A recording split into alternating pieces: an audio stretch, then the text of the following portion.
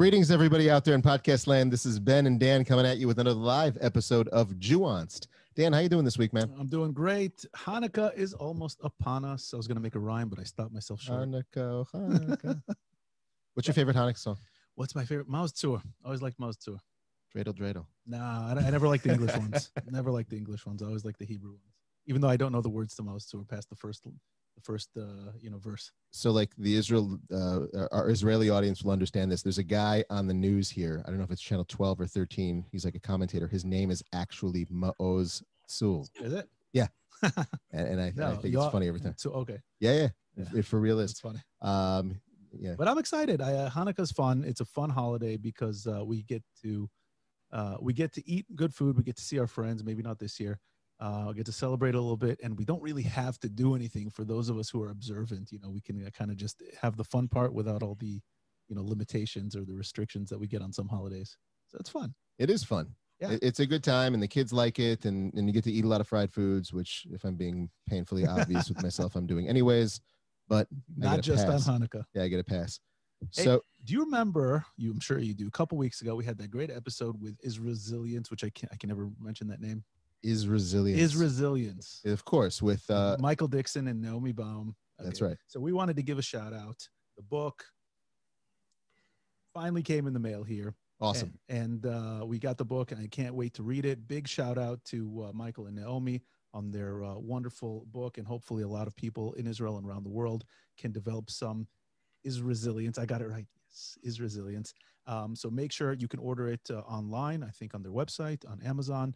And we encourage you to check out their book. Look at that. The quote right on the top there from Rabbi Lord Jonathan Sachs. Inspiring stories. I love a shalom. Inspiring stories that demonstrate a shining example of resilience for the world. So wonderful. We're glad we had them on the show. And we encourage you to check out the book whenever you get a chance. So before we get to our show today, and we have an exciting Hanukkah-based episode. Right, with Rabbi Professor Jeffrey Woolf. With Rabbi Professor Jeffrey Woolf, who we're going to introduce in a second. He's waiting patiently here. We got a couple of announcements. So a couple of quick announcements. So check it out. Listen, Jewance has been growing by leaps and bounds. We have listeners on every continent except for Antarctica. We're working on it. And we'd love to be able to provide excellent content for listeners like you. But as a listener-supported podcast, we rely on your support. So if you would, we're going to make it easy for you guys. If you'd like to make a single donation or an ongoing donation, you can do so on PayPal or on our Patreon accounts. And if you are a company or an organization and you would like to support our podcast and have us give you regular shout-outs, you can do so as well. You can sponsor an episode. You can sponsor an event. There's lots of things you can do there. Lots of stuff. So for more information, reach out to us at www.jewance.com. And help keep the magic going. That's right. Greetings, Jewance listeners. Benny and Dan here. These times, more than most, we understand the challenges of connecting an audience with creative and meaningful content. So if you're looking to engage your community, we've got the perfect solution for you.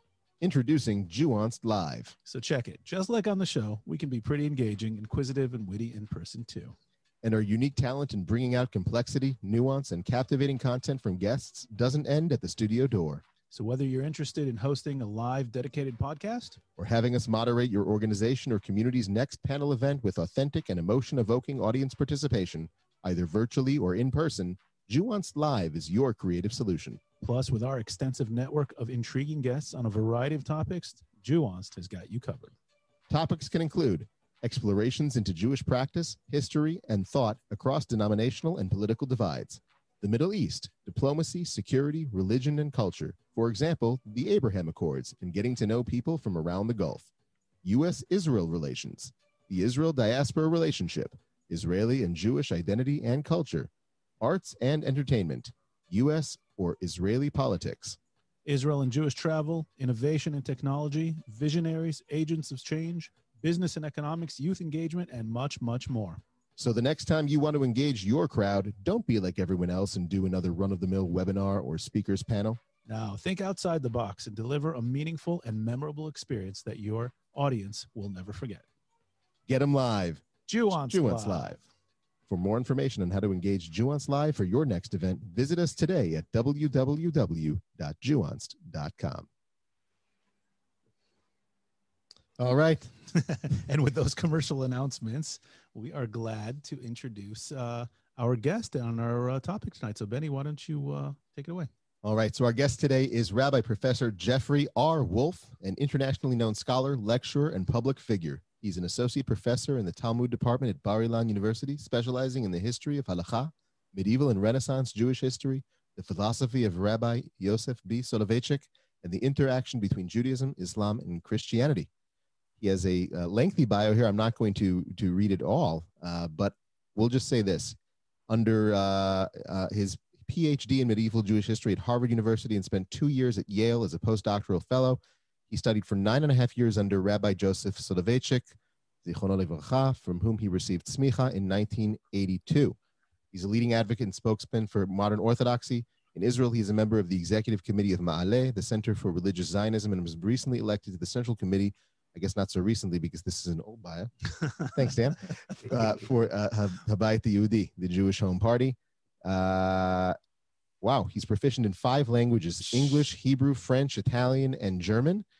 And maybe even 6, as my dad would say, bad English as well. He's lectured throughout Israel, North America, and Europe, and he's frequently interviewed in the media in Israel and abroad. Rabbi Woolf, how you doing? I'm doing great. I'm really pleased to be here. I'm very, very excited. I just one correction. Since that bio was written, of course, Bayat Yehudi split, and I resigned from the Central Committee. But that's, you blink in Israel the past 5 years. No, what 5 years? 3 years. You blink and everything changes. So that's all right. We're gonna have to fire a researcher. he's Mashu Kazaya. He's fired. Thank you so much for joining us. My pleasure. I'm really very pleasure to be here. We were very excited. We kind of love to do these thematic episodes around Jewish holidays, and we were very excited. With Hanukkah kind of snuck up on us, at least snuck up on me. I didn't realize it's this week. So we're taping this on Monday, and the episode will it's going live. We have a live audience, and it'll also air on Thursday, which is Ner Rishon. It's the first candle. Ner Rishon. So it snuck up on us because this is both the slowest and the fastest year of our lives. Yeah, at the same time. At the same time. No, it's also because I normal if you don't go out of your house hardly, so every day looks like every other day. So it's like there's no even the onset, of even the what's the word? Even the sort of the telltale signs like the fact that they were, the sifkaniyot started appearing during Sukkot, like who's a bakery to see, right? That's how for those who are new to Israel, kind of how you measure the passage of time by when you start hearing Christmas songs and when you start seeing Halloween decorations or Easter decorations in the States. So here in Israel, it's when do you see sufganiyot in the bakeries and when do you see Oznei Haman in the bakeries, and that's how you can tell the passage. That was the next word. By the way, I was thinking before we get down to more serious stuff, but there were 2 things that I don't want to forget to mention. Is number one, you mentioned Mao's sword. Mao's sword is a classic. But one of the great things about Mao's sword is the fact that it has melodies. Every single Eidah, every single Jewish community has a different way of singing. So, for example, tomorrow in my lecture, I'm going to end in my lecture on Italian Jewish history. I'm going to play for them the Livornese one and I really recommend that people go to these. There's a website called piyut.org.il, which is now part of the National Library, and it's like you can blow your mind. Wow, that's number one. Number two. Since a lot of the sufganiyot now, when we go into the stores, look like some kind of Dunkin' Donuts horror story. You put on 5 pounds just looking at them. So this is the time actually for fusion food, and I strongly recommend that Ashkenazim try spinach, which is what North Africans make, and it's just as oily, but it's actually better, and it lacks all of the extra cream that they've done to destroy the sufganiyot. So anybody who's listening, try to find a Moroccan or an Algerian friend and ask them to make you spinach because you won't regret it. Absolutely. And I should say that what you just said made me think of something that I didn't read in your bio, which is that you are an eminent scholar and an expert on the Italian Jewish community. That's my major area of expertise. Right. That's very, very interesting. How many Jews today are remaining in Italy? About 15,000. Okay. Wow, that's it. About 15,000. There are about 5. The major communities are in Milan and Rome. They're scattered. There's 300 less. 200 in Florence, and there's 50 over there. And what's interesting also in southern Italy, there's a lot, they're coming out of the woodwork, a lot of the Inquisition ruled in southern Italy for longer than it did even in Spain.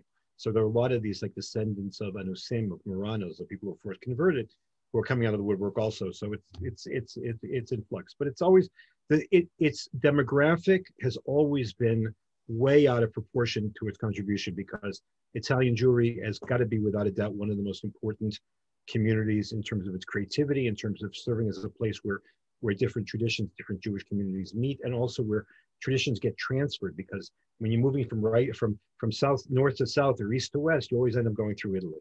So it's very, very rich that way and very exciting. And if I understand correctly, it's not Ashkenazi and it's not Sephardi. It's no. They're a community all by themselves. Although, I mean, there's an Ashkenazi community. The Ashkenazim who originally moved into Italy actually ended up becoming more Italiani. The Sephardim kept themselves pretty separate. In fact, when the Jews moved to Leghorn, which is this fancy, very important city on the northwest coast of Italy, they actually made a condition with the city that they shouldn't let Ashkenazim in. So we talk about how Ashkenazim lorded over the Sephardim. I mean, this has gone back and forth in very different ways over time. But they have their own minhagim, they have their own sidur, they have their own music. It's a very, very unique. That's fascinating. There's community. Actually, there are communities here. I mean, you have the Italian synagogue in Jerusalem, which I recommend everybody should visit. Okay, I should be open. I'm a member of the board of the museum, so you should see the museum also. And there are little pockets of Italian Jews in the Shpela too, actually. Wow, fantastic! I've actually been to that synagogue a few times. We used to go more frequently and spend Shabbat in Jerusalem, and I would actually walk. Even if it was a long walk, I'd walk. It's a beautiful synagogue. I mean, it's just stunning. It was brought piece by piece from Mantova. It's just gorgeous. And I always enjoyed the service. It was unlike anything I've ever seen. I spent a lot of time in different kinds of Sephardic and Mizrahi synagogues of the different Eidot. I've obviously been in different kinds of Ashkenazi synagogues. And this is something totally unique. And the building is beautiful, and the tefillah is beautiful, and the community, as I remember, is very nice and welcoming. They're very, very. So it's a wonderful experience, and recommend anyone who's in Jerusalem and has a chance to stop by should do so. Definitely. Actually, there's a Chanukah connection. As long as we're, I'll give it the segue. I'll make the segue for you. Yeah, there you go. Nice. The Yehuda Maccabee is not really part of the Chanukah story, so I can whatever. Yehuda Maccabee, one of the reasons why he was able to actually win, or at least be able to fight the Greeks to a draw before actually he was defeated later on, was he realized the rule that the enemy of my enemy is my friend. In the late third century BC, the Romans had beat the Carthaginians with Hannibal and the elephants and all this other stuff. So now they had basically conquered the West, and they were looking east. And the next major empire for the pickings was in fact Antiochus and the Seleucids. And the Romans had already basically announced that they were controlling Egypt, and they had bitten off part of Asia Minor, which was part of the Greek Empire. And so basically, Yehuda sent a diplomatic mission to Rome and said, look, we have a common enemy. So we'll help you, you'll help us. We'll weaken them by running a guerrilla campaign in Judea. We need you to move forces in Greece and Western Asia Minor to force Antiochus to move forces to meet them, which weakens his efforts here in Judea, and which is what happened at the end. And this book of Maccabees has the text of the what should we call it? The Treaty of Mutual Defense between the Republic of Rome and it wasn't Jewish Commonwealth yet, and Judah the Maccabee. It's when you read, it's a little bit silly. I mean, or a little bit strange. The Romans say that you'll come and help us when we need help. But the Romans don't need help, and right, and the Jews say when we need help, you'll come help us. But it was supposed to be forever and ever, and they exchanged gilded tablets. They're going to be put up about how the Romans and the Jews are going to love each other forever and ever. We know that didn't end well. Hold on, there, Jeff. Let's take a step back here, if you don't mind. Sure. So because we want to take a step back before we jump into the history here. Okay, right. So, okay. so Anyway. starting. Anyways, that's how the Jews got to Italy. That's how the Jews got to Rome. Okay. The diplomatic mission. In other words, the diplomatic mission became the kernel of the Roman Jewish community, which exists to this day. I've actually never heard that before. So it's fascinating. So this week we're going to start what is certainly outside of the Jewish community is one of the most well-known Jewish holidays, even if it's not that significant of a religious holiday. And we'll talk about all this in a second. And what do? We get together for 8 days. We light candles, right? We have a CHANUKAH. Everyone mistakenly calls it a menorah, but it's a CHANUKAH. We light candles. We say some blessings. We sing some songs. We eat. We play with silly tops. We spin little tops called dreidels, which is a Yiddish word, right? And it's a time for families to get together. It's one of the most celebrated Jewish holidays in Israel. I believe well over 90% of Israelis participate in candle lighting, at least on one of the days, if not more. And even in the diaspora, especially like we talk about the American Jewish community that tends to be less observant of tradition than we are here, it is widely celebrate. I don't remember the exact numbers, but a great majority of American Jews light candles, participate in it to some extent or another. So it's a very popular Jewish holiday. And generally, what's the story we tell ourselves, right? We have the miracle of the oil and the rededication of the temple lasting for 8 days. And some people go a little bit further and remember that there's also the miracle of the military victory. And these are kind of the military victory over the Greek Empire, and the few beat the many, and the kind of two different stories that we tell ourselves. So we wanted to bring... Part of its power in Israel is because of the fact that the Zionist movement... So we wanted to bring an expert, a real expert on Jewish history, who's also an expert on Jewish text and Jewish law. You're just an all-around expert kind of guy. Right. And we wanted... Dude, he's sitting in a room ensconced in books. Listen, I've been on 5 continents in this room in the past. Clearly an expert.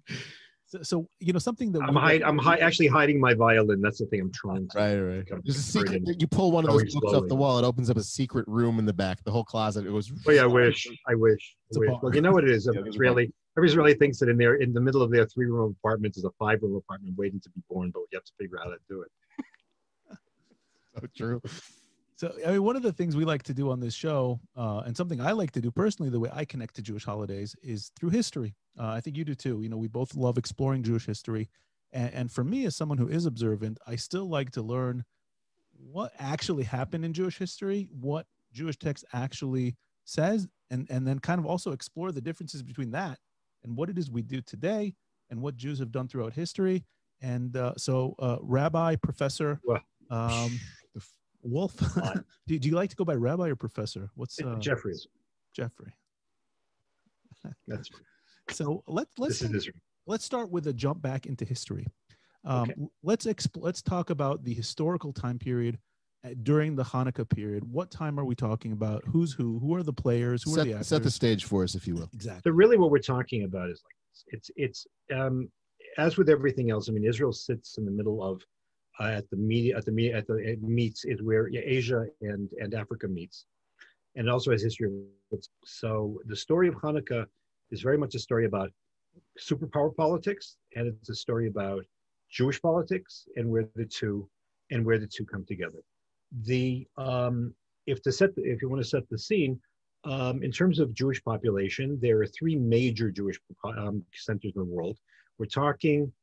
Let's start the story around the year 200, 212 BCE. BC, okay. Right? So 200, 212 BC. We're talking 200 years ago. There were three major Jewish communities. One's in Egypt, and one is in Babylonia, today modern day Iraq, and the other one is scattered throughout what we call Eretz Israel writ large, because that includes southern Syria as well.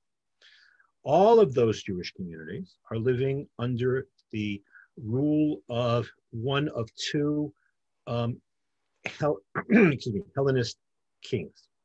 Okay, Alexander the Great in the late 4th century comes. He conquers the Persian Empire. He sets up the largest empire the world had ever seen before that, which goes all the way to Afghanistan, Balkh, Kabul, was founded actually by Alexander the Great. He gets all the way to the Indian border, and his idea is, among other things, his private tutor was a guy named Aristotle. So he was in the he slept him along. Actually, in the very bad movie about Alexander, I think Peter O'Toole, in typical fashion, plays Aristotle, because whenever they need somebody with a British accent to play somebody significant from the ancient period, they always used to get Peter O'Toole, along the lines of the rule that Romans spoke with British accents. If you're aware of, you've seen those kind of movies. Anyways, Alexander felt that he was on both a military and as well as a cultural mission. The military mission was to make an empire. The cultural mission was to try to make a fusion of Eastern civilization, all Eastern civilizations, and Eastern includes the Egyptian and the Babylonian and the Persian and so on, with the best that Greece had to offer. That merger of East and West is called Hellenism. So it's not really Greek; it's more a syncretistic kind of thing, in which all of these things come together. Wherein the Hellenist piece has the Greek piece has a dominant thing. It's part of this feeling of, I have this great civilization, I want to spread it. Okay. There's an unstated, and this then the attempt to bring things like the polis and the gymnasium and education and science and stuff like that to all over the world is primarily, it's not a religious issue, it's more a cultural issue, it's more a governmental issue. But there is this unstated kind of sense that we represent enlightenment, we represent progress, and you should get with the program. You don't really, when you have that kind of a conquest, and the people who conquered you seem to be showing the way to the new world. It's sort of understood that you're going to want to make it with the conquerors. You're going to want to try to be like them, so you can make it too. Would you say this is kind of like how we would look at maybe American culture today, or British? Oh, no question. You're ahead of me, because there are definitely look, you can't always. It's very difficult to make absolute parallels, but yeah, there's lots of parallels in terms of the dynamic. Now, one of the things about Hellenism and about paganism in general, which I should already mention at the outset, is the fact it is incredibly tolerant. By definition, pagans are tolerant. They are syncretistic in the sense that they're open to taking influences from all over the place. Because let's start with the religious position. The minute you have more than one god, like, it doesn't matter how many more you're going to have. Right. Okay, like if you got 2 already, so I could have 5, I could have 10. And part of there was sort of like I'm dating myself. Do you know who Emily Post was? Okay, Emily Post was who does I don't know who does Dear Rabbi. I'm really dating myself. Whoever does like the etiquette page, right? Okay. I remember Dear Rabbi. Dear Rabbi, Ann Landers. Ann Landers. Yeah. Right. So if you were to ask Ann Landers, like, what's the etiquette in terms of going to visit somebody and having them come visit you? So she would tell you that when you go to their house, you have to worship their gods. And when they come to your house, they'll worship your gods. And like, that's understood. Everybody was cool with that because, listen, it's a difference. Yeah, it's this God, my God, this God. And not only that, but it's almost natural, since everybody more or less, all gods, more or less, I mean, there's a limit to how many powers there are in the world that you can have gods for. So it's almost understood that they come to the understanding that, well, the truth of the matter is the sun god, whether we call him Apollo, or we call him Osiris, or we call him Ra, or we call him I don't know, whatever it is. I prefer they're all the same. It's all the same under the same whatever. We're all together, and we can all worship all the gods. So it's a very, very tolerant. It's a very tolerant system.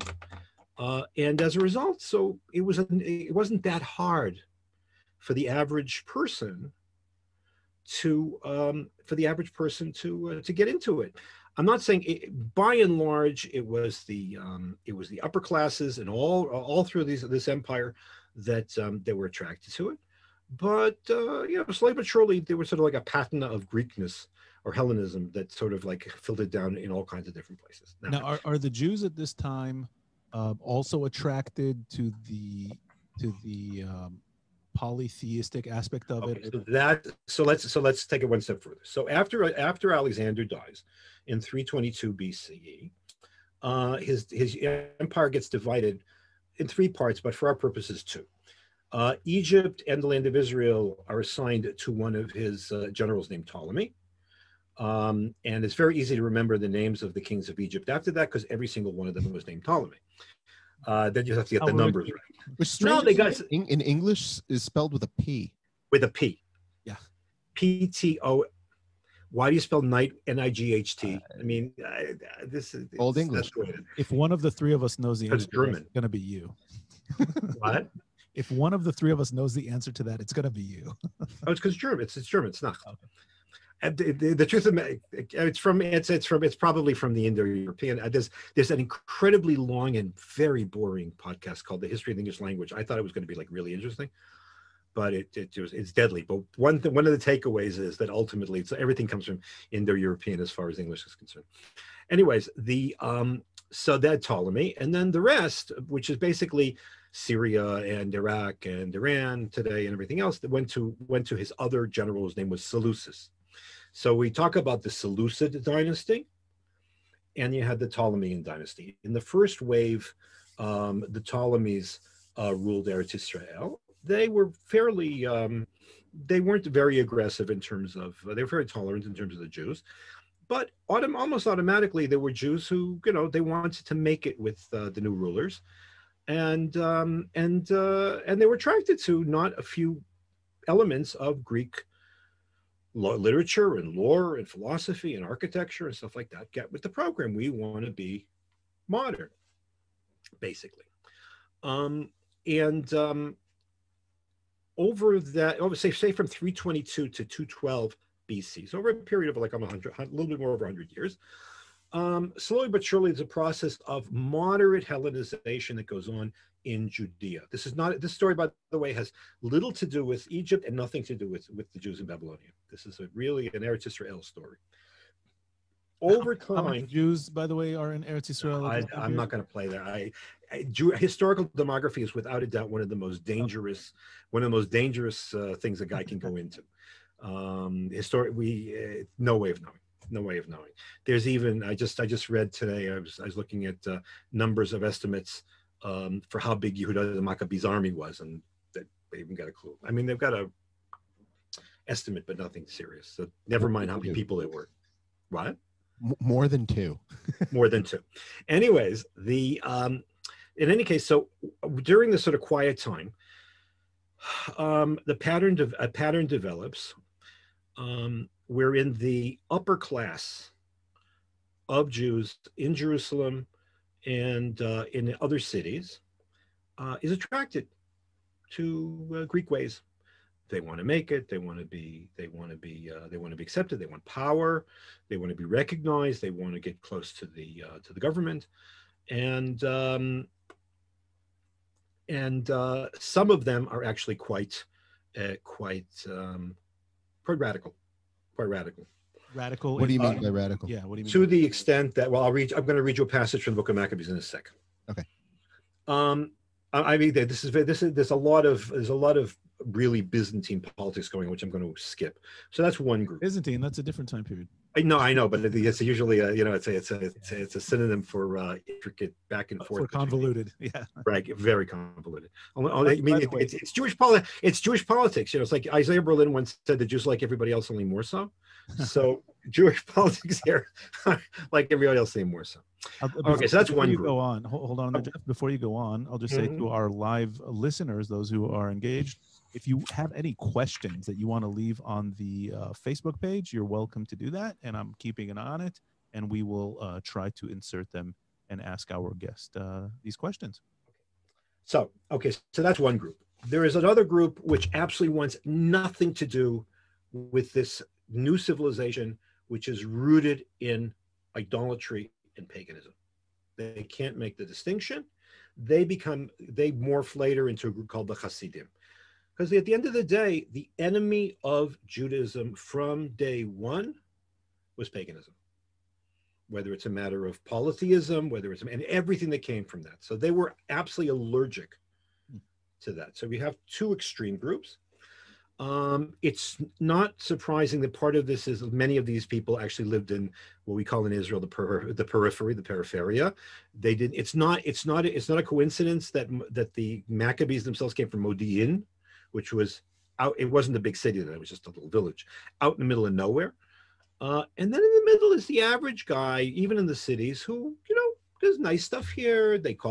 People call it, and they give themselves Greek names. They're sort of like posing as sophisticates, and what's wrong with using the architecture? There's sort of a lot of moderates in the middle. It's like people in Tel Aviv that name their kids Tom and Sean.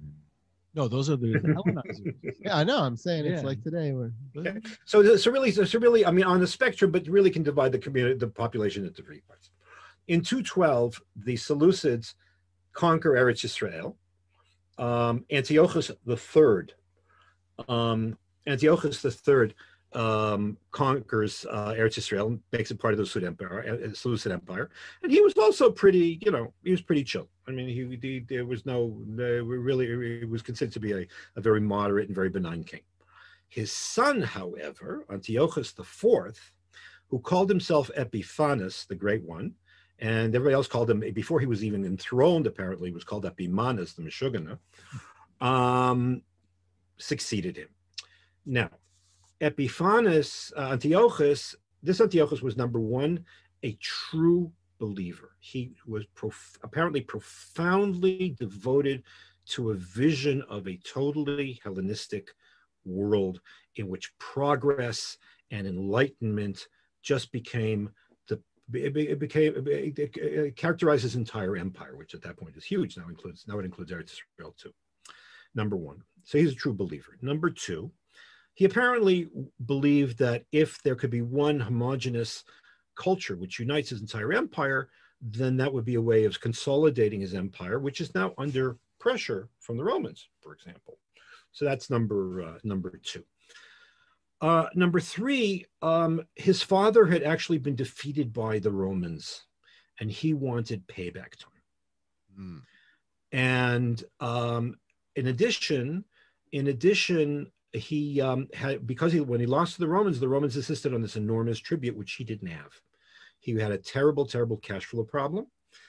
And this opened up, among other things, an opportunity to two ne'er-do-wells, both of whom were priests, both of whom were Kohanim, to try to play him for their own benefit. One's name was Jason. Okay, by the way, apparently his grave is in Rechavia. If you know Kever Yason in Rechavia, that is apparently, it was his grave. He's not there anymore. It's on Rechov Harif. It's up in the side thing. One was Jason, the other one was Menelaus. Menelaus, everybody knows. But the two of them were playing off Antiochus, or Antiochus playing them, against each other. Each one was taking huge amounts of money and bribing him to make him high priest. This is around the year 170. Okay.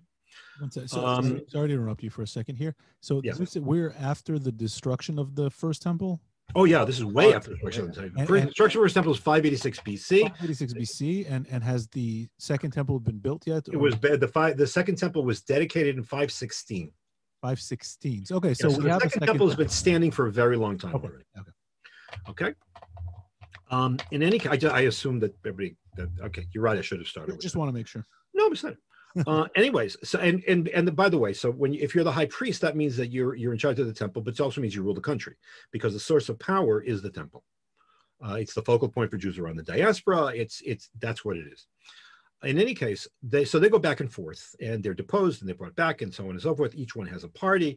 What's common to both of them is the fact, aside from the fact they're unprincipled, is the fact that Jason is a moderate to radical Hellenist.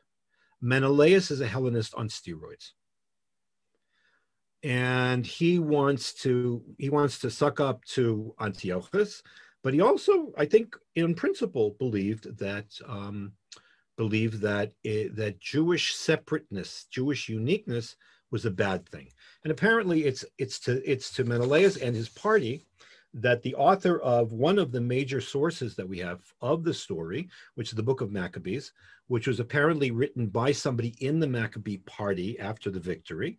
So you have to sort of take it with a grain of salt, because it's obviously has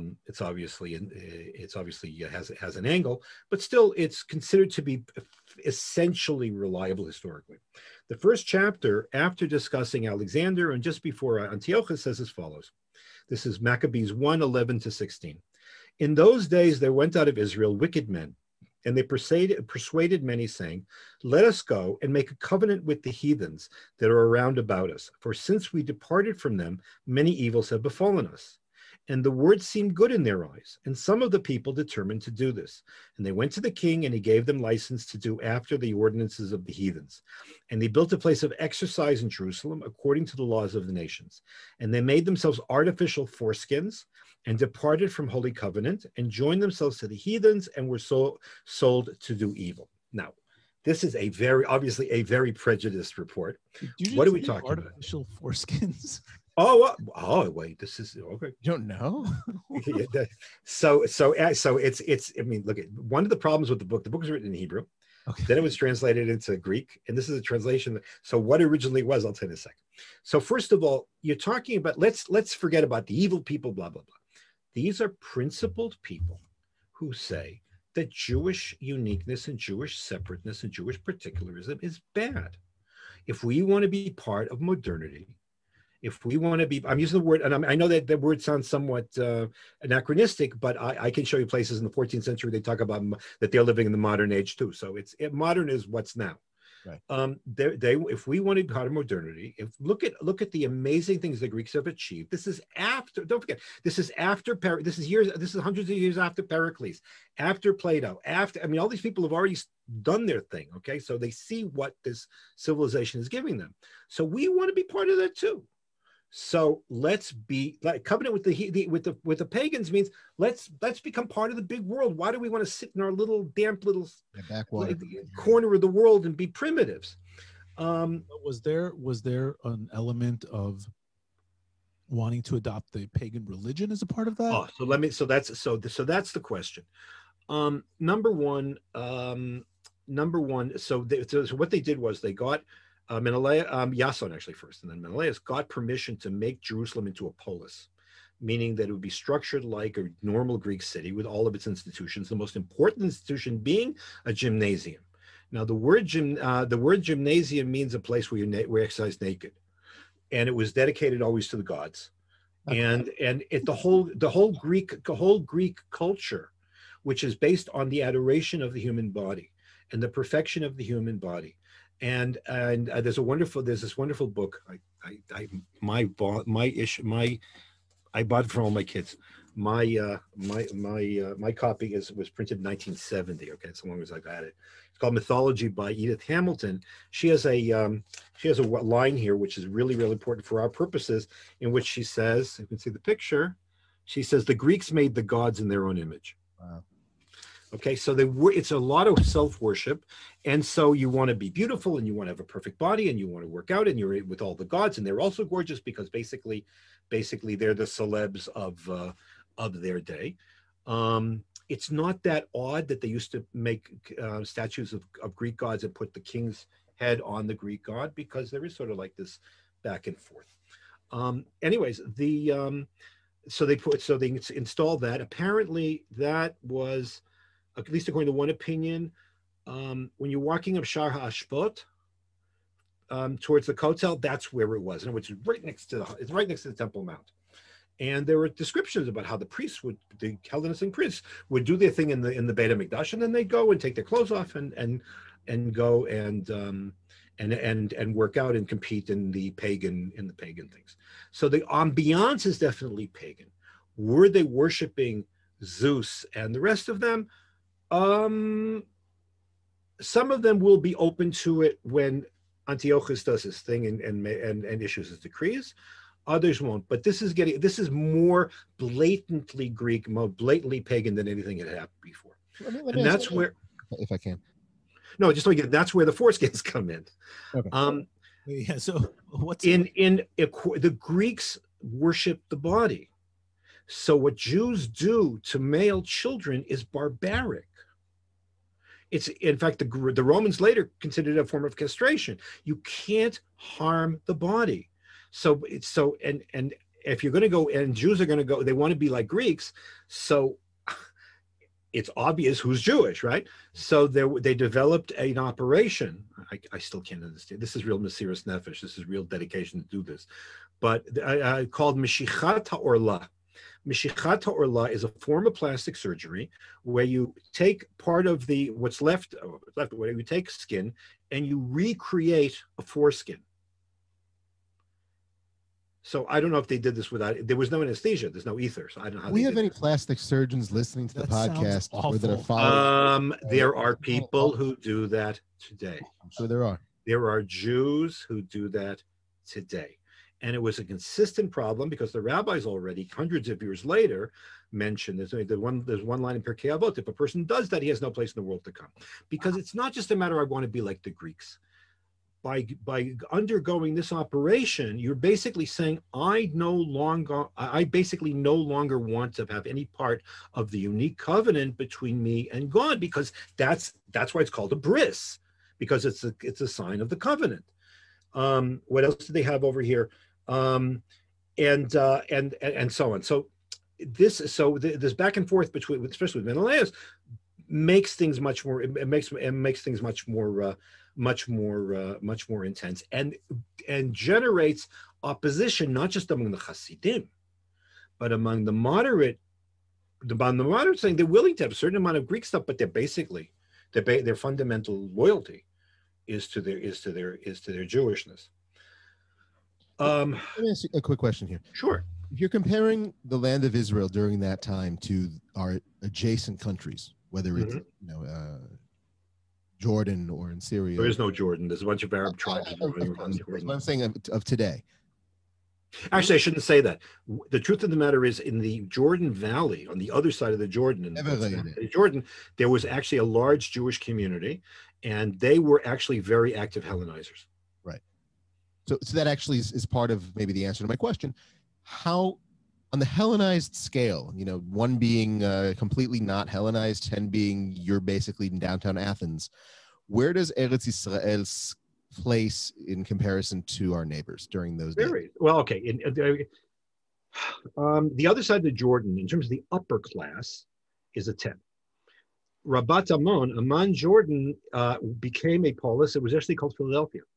Right. Yes. Okay. So the upper class, and certainly the Jewish upper classes, basically what's called the Tobiads, the Beit Tuvia, there were leaders of the active leaders of the Hellenist movement. They had a long history of opposing Jewish particularism. When Nehemiah did his reforms, and he made everybody divorce their non-Jewish wives, the major opposition to Nehemiah and Ezra and the religious Reformation actually was led by these guys, by the ancestors of these guys on the other side of the Jordan. So they're nothing if not consistent. Alexandria is a major. The Alexandria Jewish community is extremely Hellenized. I mean, they're very Jewish, but they're extremely Hellenized. Do they have in our neighboring countries? Do they have this kind of conflict? This class? Apparently not. It's interesting. I'm not aware of. I never went into it in depth, but I'm not aware of that. Somehow in Egypt they were able to pull it off better. Maybe it wasn't so extreme. Maybe because they weren't. It wasn't a matter of the temple in their face. I'm not sure. I know that the problem of Jewish literacy in Alexandria, for example, was a problem. So they built a huge shul, for example, enormous shul in Alexandria. They had one of their finest sons was Philo of Alexandria, who lived in the first century CE. But it's not clear whether he knew Hebrew, even though he was a great Jewish philosopher. His nephew, Tiberius Julius Alexander, commanded one of the legions that destroyed Jerusalem. So you have to ask yourself. Whatever, but that's like, what that's like. Everybody has members of the family that go here or go there or whatever. It's sort of like it's like Moses Mendelssohn was like one of the great Jewish philosophers of the late 18th century, right? And Orthodox Jews love to say, but what happened to all of his children? They all converted. So I don't know what that achieves, because you can't. You're not responsible for your children. And Abraham had Ishmael, and Isaac had Esau. So it's not exactly you can't really control what your children do. Anyways, but Kitzer, we're coming up finally to the story. This in the middle of all this back and forth between Menelaus and Jason, and the community is getting more and more, and the internal dynamic getting more heated. Antiochus decides that he's going to conquer Egypt. He wants to get his honor back. So he goes into Egypt and he conquers Egypt. Basically, he defeats the Egyptian king, Ptolemy, another one of the Ptolemies, and at that point, the Romans step in. Egypt was the major source of grain for the city of Rome. And Rome had already put Egypt under its sort of protection. And a Roman legate came to Antiochus, according to the story, the Roman Senate said, get the hell out of Egypt. And Antiochus said no. And the Roman legate, according to the story, took a staff, drew a circle around Antiochus and said, you have until you leave the circle to get the hell out of Egypt.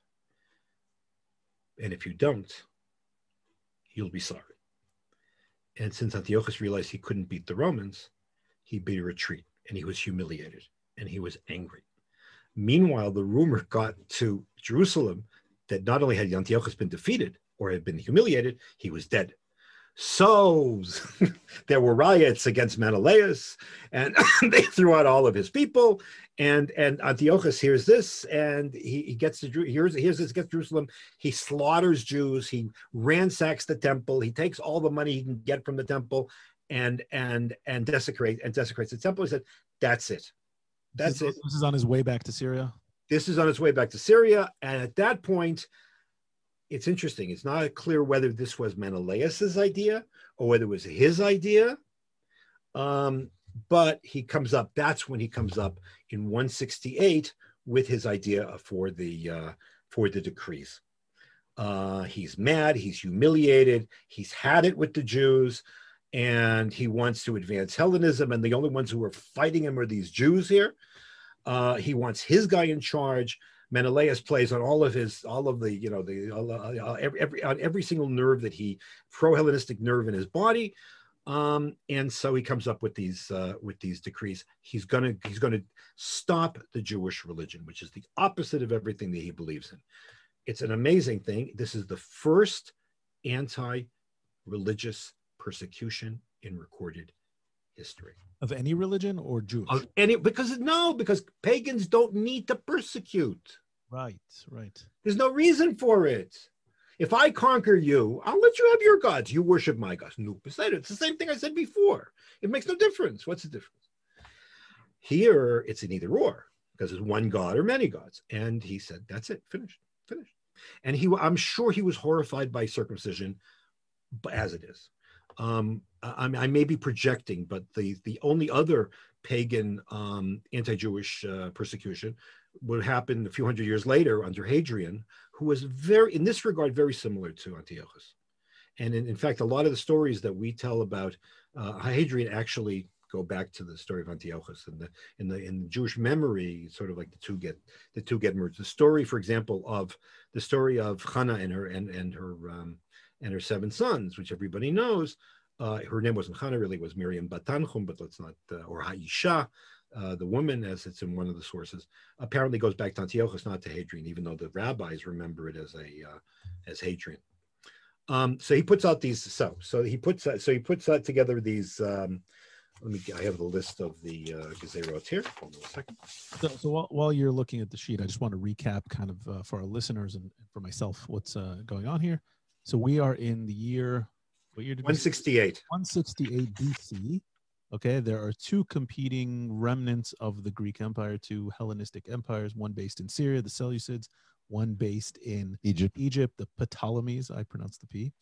And don't pronounce the P, man. I pronounced the P. Silent P. Silent P. And the Seleucids try to conquer the Ptolemies. The Romans say, He goes back, and then with humiliated, takes it on the Jews. And he takes his rage out on the Jews who are The first people he meets. the Who first piss him people off. he meets. But they're also celebrating that he died, though he didn't. Oh, okay. So that's part of it too, right? So they're Right. celebrating the fake news, right? Fake news. We talked about fake Basically, news. yeah. Okay. So now, Understand. So he decides he says that's it. I'm putting Menelaus in charge. He's going to be the one he's going to rule the country, and I'm just going to. This is it. So in the beginning of the winter of 167, you have the following edicts. Number one, no more worship of the one God in the temple. 2, a demand that the Sabbath and the holidays be desecrated. uh-oh. That that on the site of the temple, altars be put up for the worship of Greek. Well, it's not clear. Either Greek gods or one of these sort of like syncretic gods. You know, it might have been Baal dressed like Zeus, something like that. The only things that can be offered up in the temple are pig. And by the way, that was what you offered. You either offered goats or pigs. One of the signs that archaeologists find in Israel, for example, if you want to know whether an altar was a Jewish altar or an Israelite altar or not, is what kind of bones do you find? Canaanite altars it's all pig bones, and Jewish and Israelite Jewish altars are kosher animals. What else? Jews must eat non-kosher food. Jews are not allowed to circumcise anymore. And anybody who obeys any of the laws of the Torah will be killed. That's that's pretty heavy. Clear cut. Yeah. And Menelaus, Wow. Menelaus, who apparently was one of the people that came up with some of these ideas. It's interesting. There's I was not aware of this, that there were some scholars who think that actually Antiochus didn't come up with this whole list. It was actually the really radical Hellenists who came up with Jewish Hellenists. Reminded me of a theory that was posed in the American Historical Review about 20 years ago, that suggested that the expulsion from Spain was not planned by Ferdinand and Isabella, but by Jews who had converted to Christianity and who were embarrassed by the continued existence of Jews in Spain. That's interesting, because it would make you think, how would a Seleucid emperor understand all of these rules of Judaism? Right. But you just have to tell them enough to say that, all you have to say enough, they're not worshiping our gods. They castrate themselves. They mar their children, and basically their Torah is the thing which is preventing them from getting with the program. So I mean, you don't need more than that either. So anyways, so then they go. So it's against that background of those decrees that the temple is desecrated, from a Jewish point of view, on the 25th of Kislev, 167. 167. Okay. In other words, 168 rather. I'm sorry.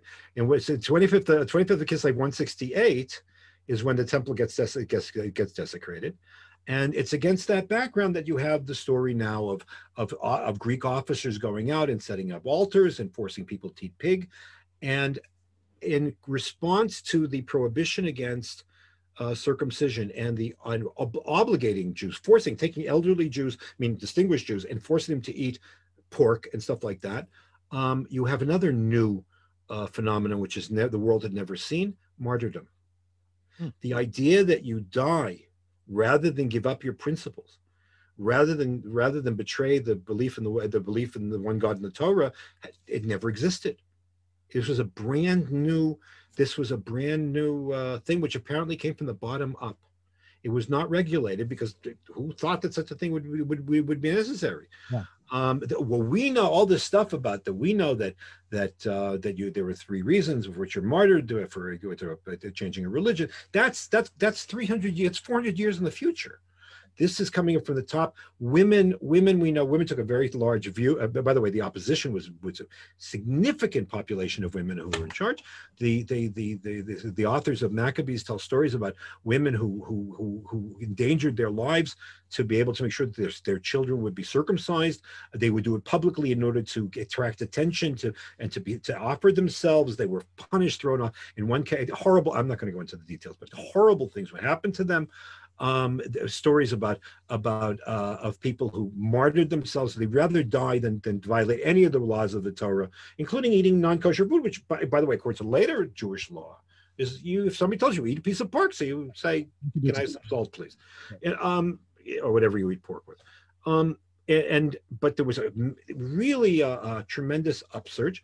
On the other hand, I'm sure there were lots of Jews that were, closer on the extreme end of on the Hellenistic scale. Said, all right, fine, that's what it is.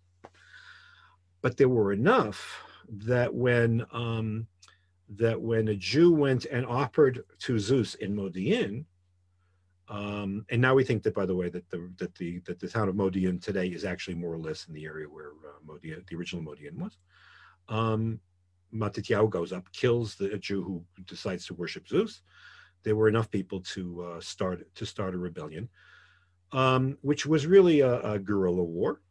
But enjoyed enough support from the people, because even those who weren't Hasidim, even those who were not, who were moderate Hellenists, because there's lots of these guys have Greek names. I mean, so they're obviously not going to be that.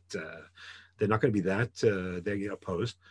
This was it. I mean, you want to have up to here, that's fine, but this was hit them where they lived, and that's where the support, both active and passive, for Matityahu and later Yehuda Maccabee came from. We talk about the Maccabees, right? And we talk about the Maccabees. Who are the Maccabees?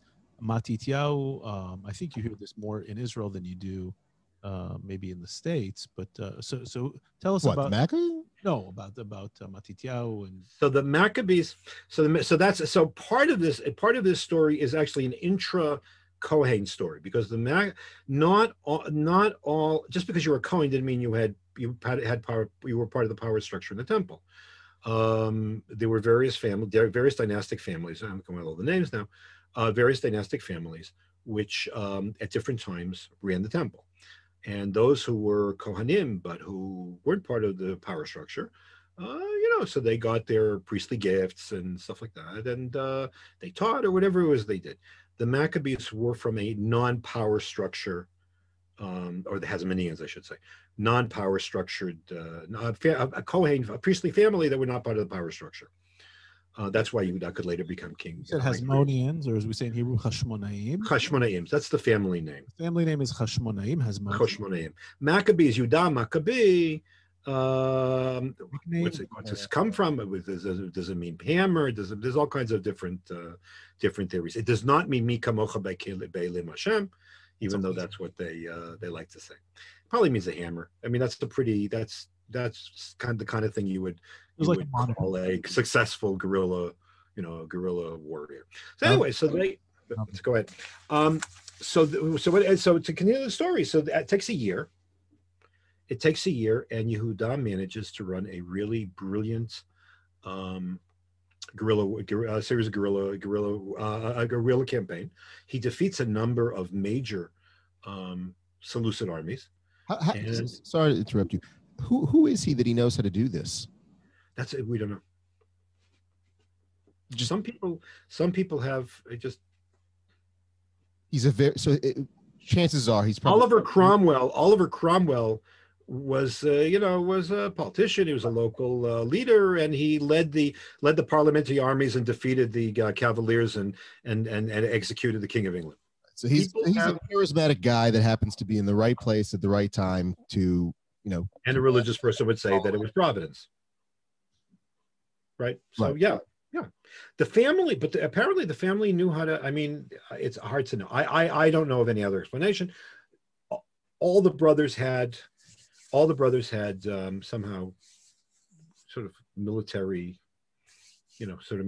savvy, except for Elazar, who decided he was going to shish kebab the elephant. But that's Wait, what? Who shish kebabbed an elephant? Well, so there were 5 brothers. There was Yehuda, and then Yochanan, and then there was Yonatan, and there was Shimon, and there was Elazar. And these are the sons of Matityahu. And the father was Matityahu. There were 5 sons, and Matityahu was the father. The father was an old man. He died not long after the beginning of the rebellion. Yehuda led the first stage of the revolt. After the dedication of the temple, he was defeated by the Greeks, by the Syrians, and died in battle. His place was taken over by his brother Yonatan, who advanced the cause of Jewish independence, and finally it was the youngest brother Shimon, who ultimately becomes sort of king and attains total Judean independence in the year 140. The two other brothers, Yochanan, some problematic what happened to him, and Lazar, according to one of the stories, in one of the battles, sorry, very big. The Greeks, the Syria, Seleucids used elephants.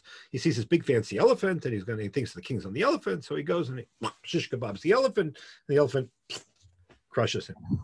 According to some traditions, that's where I live in Gush Etzion, and one of the local towns is called Elazar, because according to one tradition, it's probably not correct, but one tradition, that's where Elazar fell. That's where he. That's where the elephant fell on him. Or that they were, he they was crushed by the found elephant. Anyway, so he was not the most military. I mean, that was he had less military savvy. Anyway, so they come in. So after a series of victories in 167, in Kislev 167, they conquer Jerusalem. They don't conquer all of Jerusalem. There is in order to control the temple and to control Jerusalem, the Syrians had built a huge fortress which overlooked the entire lower city, which we would call the area, actually the area of the Kotel and going down into Ir David, that whole area. There was some question for a long time as to where it was. Now they think it was right next to Ir David. There's this huge parking lot that they discovered that there was there, and they excavated and they found this big thing, and they think that's where it was. That was actually, so that was held by the Greeks for a very long time. But the rest of the city was conquered by Yehuda, and Yehuda set to rededicating the temple. And then, so there is at that point, I'll read you again the passage. By the way, maybe you can answer after this. Why isn't the book of Maccabees part of the Tanakh, part of the Bible? Okay, let me. All right. So the book of Maccabees is not part of the Bible, most likely because the rabbi set well, it's not most likely. The question is, when did prophecy end? When did inspired writing end? So prophecy ended, according to rabbinic tradition, in the 5th century with the death of the last 3 prophets, Haggai, Zechariah, Malachi. According to the way the rabbis dated the books, no book was written, no inspired book, no book was written with the Holy Spirit, as I say, Baruch HaKodesh, after the 5th century as well. So the 5th century, those 400s, BCE is the time that, according to rabbinic chronology, sort of divine inspiration and stuff like that ends. There were tons and tons of books that were floating around that claimed to be written by prophets and stuff like that in this period, but the rabbis didn't. The rabbis sort of set the cutoff point as the 5th century. There are those who argue that the reason that the books of Maccabees were not included was because the rabbis lost. So became less enthusiastic about the Maccabees, the Hasmoneans later, because Simon was the last brother, and his son, his grandson, and descendants, they actually, ironically, became very Hellenized. They wanted to be kings like all the other Greek kings in the world. They joined the anti-oral law party called the Sadducees. Who were also miserable. They were miserable towards the population. They were the elite that ran the temple, but they're also heretical. They're the major enemies or the major rivals of the Pharisees throughout the Second Temple period. And the theory is that that's why the Book of Maccabees praising the books of Maccabees, praising the Hasmoneans is not something that the rabbis thought. There may be something to that. I'm more convinced of the sort of theological reason. And I'll tell you why. I don't think the rabbis had a mixed attitude towards the Hasmoneans.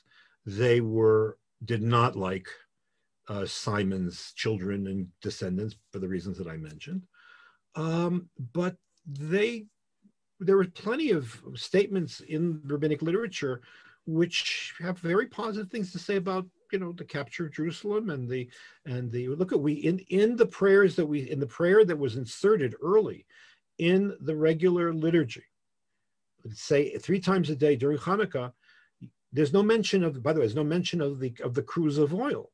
It mentions the fact that they were terrible persecutions, and God sent us the Chashmonaim, and they went and and they beat it was Rabim Miyad Ma'atim, and there were the few overcome came the many, and they came and they dedicated the temple. That's a straight out endorsement of the Hasmoneans. So to say that that's the only reason is because they didn't like what happened later, I think is extremely superficial and in general. When does the story? I mean, let's kind of first of all, kind of, you know, as we say, said, like order it in my head a little bit. Okay. I forget my English sometimes. We all become illiterate in 2 languages. Yeah, exactly. So we get our sources, our historical sources on Hanukkah and on this story from the Book of Maccabees. The books, there are 4 books of Maccabees. The ones that are most historically accurate are the first 2. They're also the earliest one. The first one is the most historically accurate. And in addition, we have the books of Josephus, Right. Yosef ben Matityahu, in his history, the Antiquities of the Jews, which starts on the creation, goes all the way up to his time. But he's living 200 years later. But he's 200 years later. But he's a Hasmonean. He's a descendant of these guys. He is a descendant of the Hasmonean. He himself is part of he's a Cohen, and he's part of the Hasmonean family.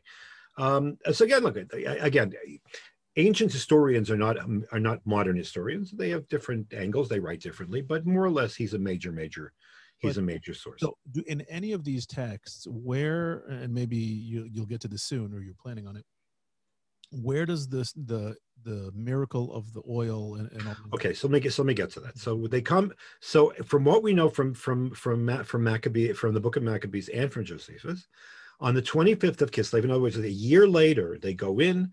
Well, I'll read you what he says. And then Judah said to his brothers, this is chapter 4, verses 36 to 59. I'm not going to read all of this. Behold, our enemies are crushed. Let us go up to cleanse the sanctuary and dedicate it. So the army assembled. They went to Mount Zion, and from there they saw the sanctuary desolate, the altar profaned, the gates burned, and they cried, and they rent their clothes. So they went and they cleaned the Beit HaMikdash. They put up a new altar. They took the altar that had been desecrated because they put this big idol on top of it, and so on. They made a new idol. They burnt incense on the altar, and they lighted lamps on the lampstand, and they made a new menorah. According to Josephus, they put in a new menorah, and they made an 8-day holiday, and they declared an 8-day holiday. Why 8 days? Okay, that's interesting. So that's a question. Some think that when Solomon dedicated the temple, the first temple, it was also an 8-day holiday. So according to some opinions, that's where they got it. According to others, it's because they'd missed Sukkot that year. And Sukkot was a very important holiday. Sukkot is also 8 days. So there was this sort of imitation of Sukkot there. The Rabbi, the Josephus and the Maccabees do not mention the story of the cruse of oil. One wouldn't expect it. The truth is, okay. So those who are skeptical will be skeptical about a miracle. But even those who believe in the miracle, there is good reasons that each author would not have put it in. Why? Because the author of the Book of Maccabees was interested in one thing and one thing only: making the Maccabees look good, making the Hasmoneans look good. So for that purpose, what you need to talk about is the fact that they did all this stuff, and they rededicated the temple, and they lit candles, and it was 8 days, and that's it. Josephus is writing for a Greek audience, with the ultimate skeptics. Don't forget this. Skepticism was a major philosophical school. It was created in the Greek world. Telling stories about miracles is the last thing that he's going to want to do to be able to impress Greeks. The story of the cruse of oil is found in a post-temple record in the Babylonian Talmud. It's not mentioned in the Jerusalem Talmud, interestingly, but it's alluded to in the Mishnah. It's alluded to in the Mishnah. And the record is that the discussion about how you light the candles, discussion how you light the candles is recorded as a matter of debate between the house of Shammai and the house of Hillel. Now Right. that puts it back into 1 or 1 to 8. that put into before the temple is destroyed, right? So it means that this record of the house of Hillel and the house of Shammai is in the 100 years before, maybe 50 years before the temple is destroyed. How do you light the candles? So that's within, not within living memory, but it's within historical memory of the events, number one.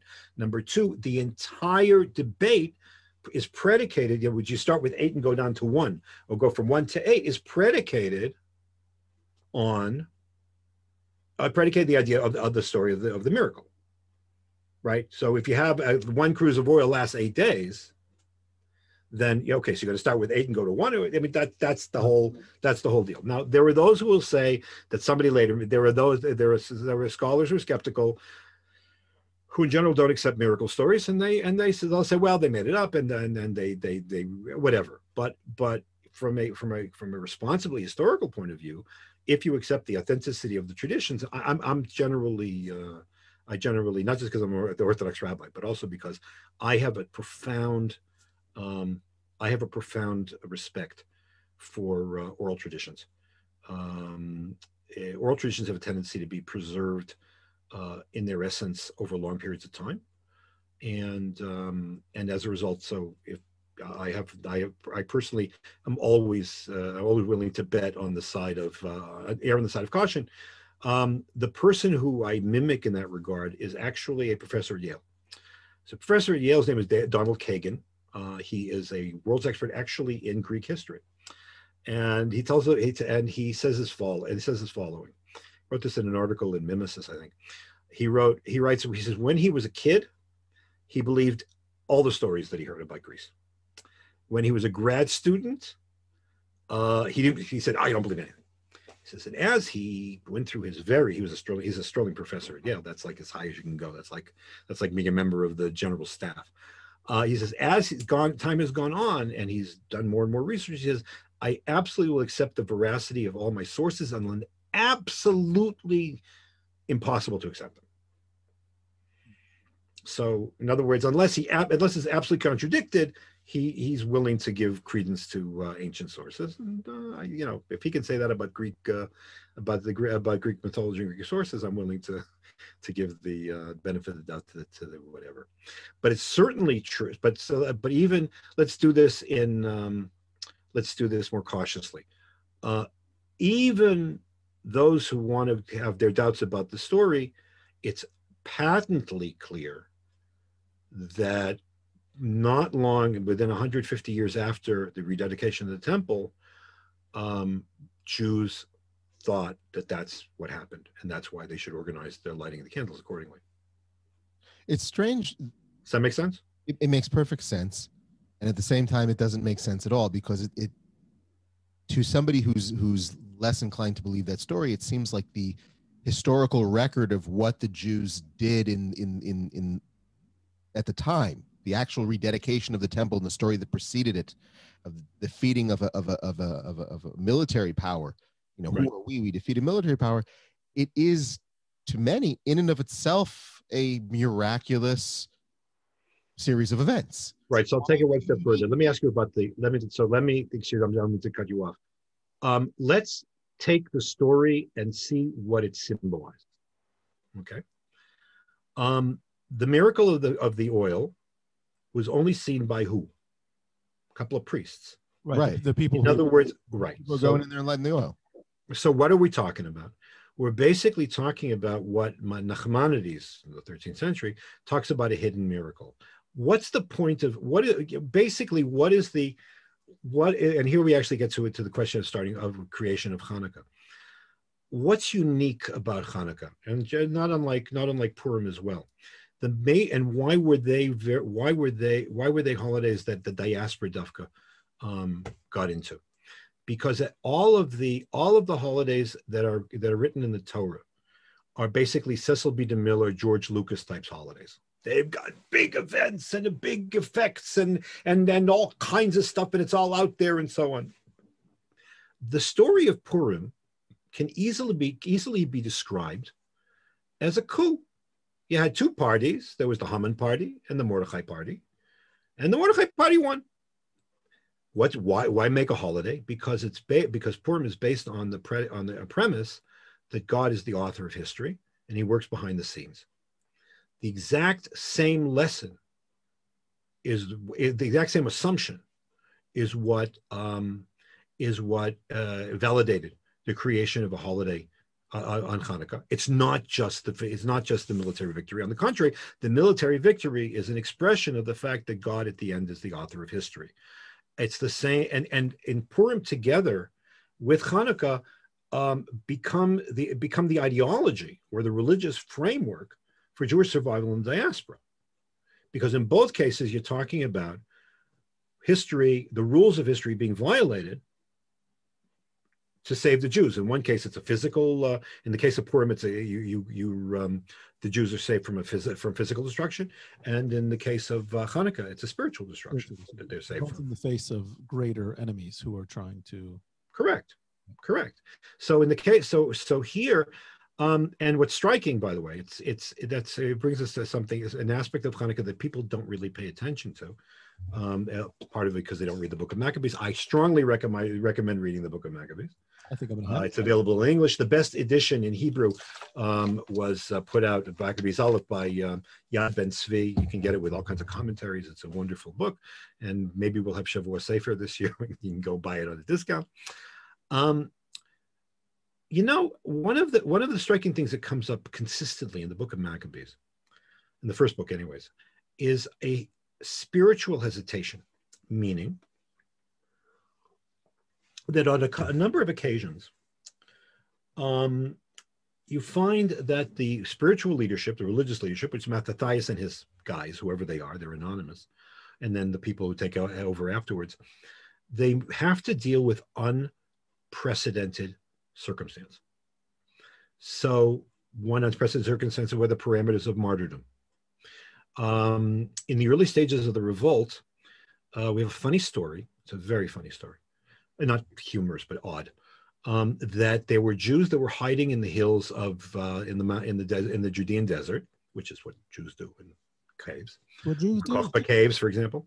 And Antiochus sends, or whoever's the local Greek commander, sends an army to go get them, and they refuse to fight.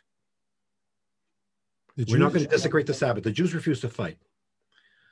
And they're all slaughtered. At that point, Mattatyahu says, if we keep like this, we're not going to get anywhere. So it's mutter now. So he says you're allowed to fight on Shabbat. Now it's very odd. What, Jews never fought? This issue never came up before. I mean, it's very hard to know exactly what happened here. There have been Jewish soldiers since there have been Jews. Yeah, since day one. First of all, you have all the first temple time.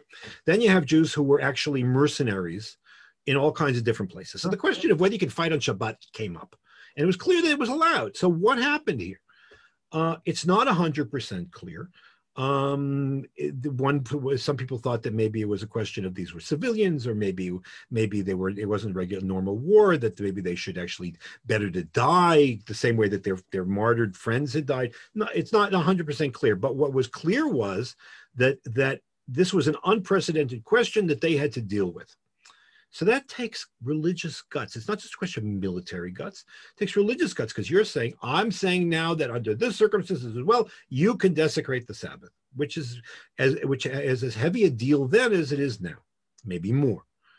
On the other hand, when they come to dedicate the temple, they do everything necessary to dedicate the temple, except for one thing. When they come to take apart the altar, which had been defiled, they say, we don't know what to do with this. We don't know what to do with the stones. Can we use them? Can we clean them? Whatever. So they said, you know what? Let's let them aside, and we'll wait until a prophet comes and he'll tell us what to do with the stones. And by the way, it's interesting that that sort of hesitation, not to know what to do with these stones because they're sacred, they're not sacred, and so on, is actually mentioned in the Mishnah. In a very early Mishnah, which describes the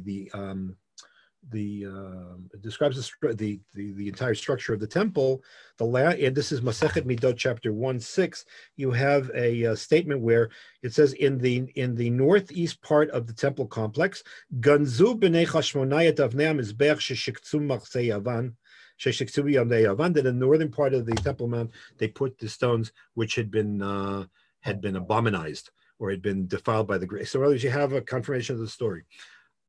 Why? You doing all this other stuff. What's with the prophet? The answer is that apparently they were really nervous about doing anything without divine intervention. The Jews then were not used to life, even though prophecy had ceased. They weren't used to life without a prophet. So they had to be able to, so when any circumstance, anything came up that they could get away with not dealing with, they avoided.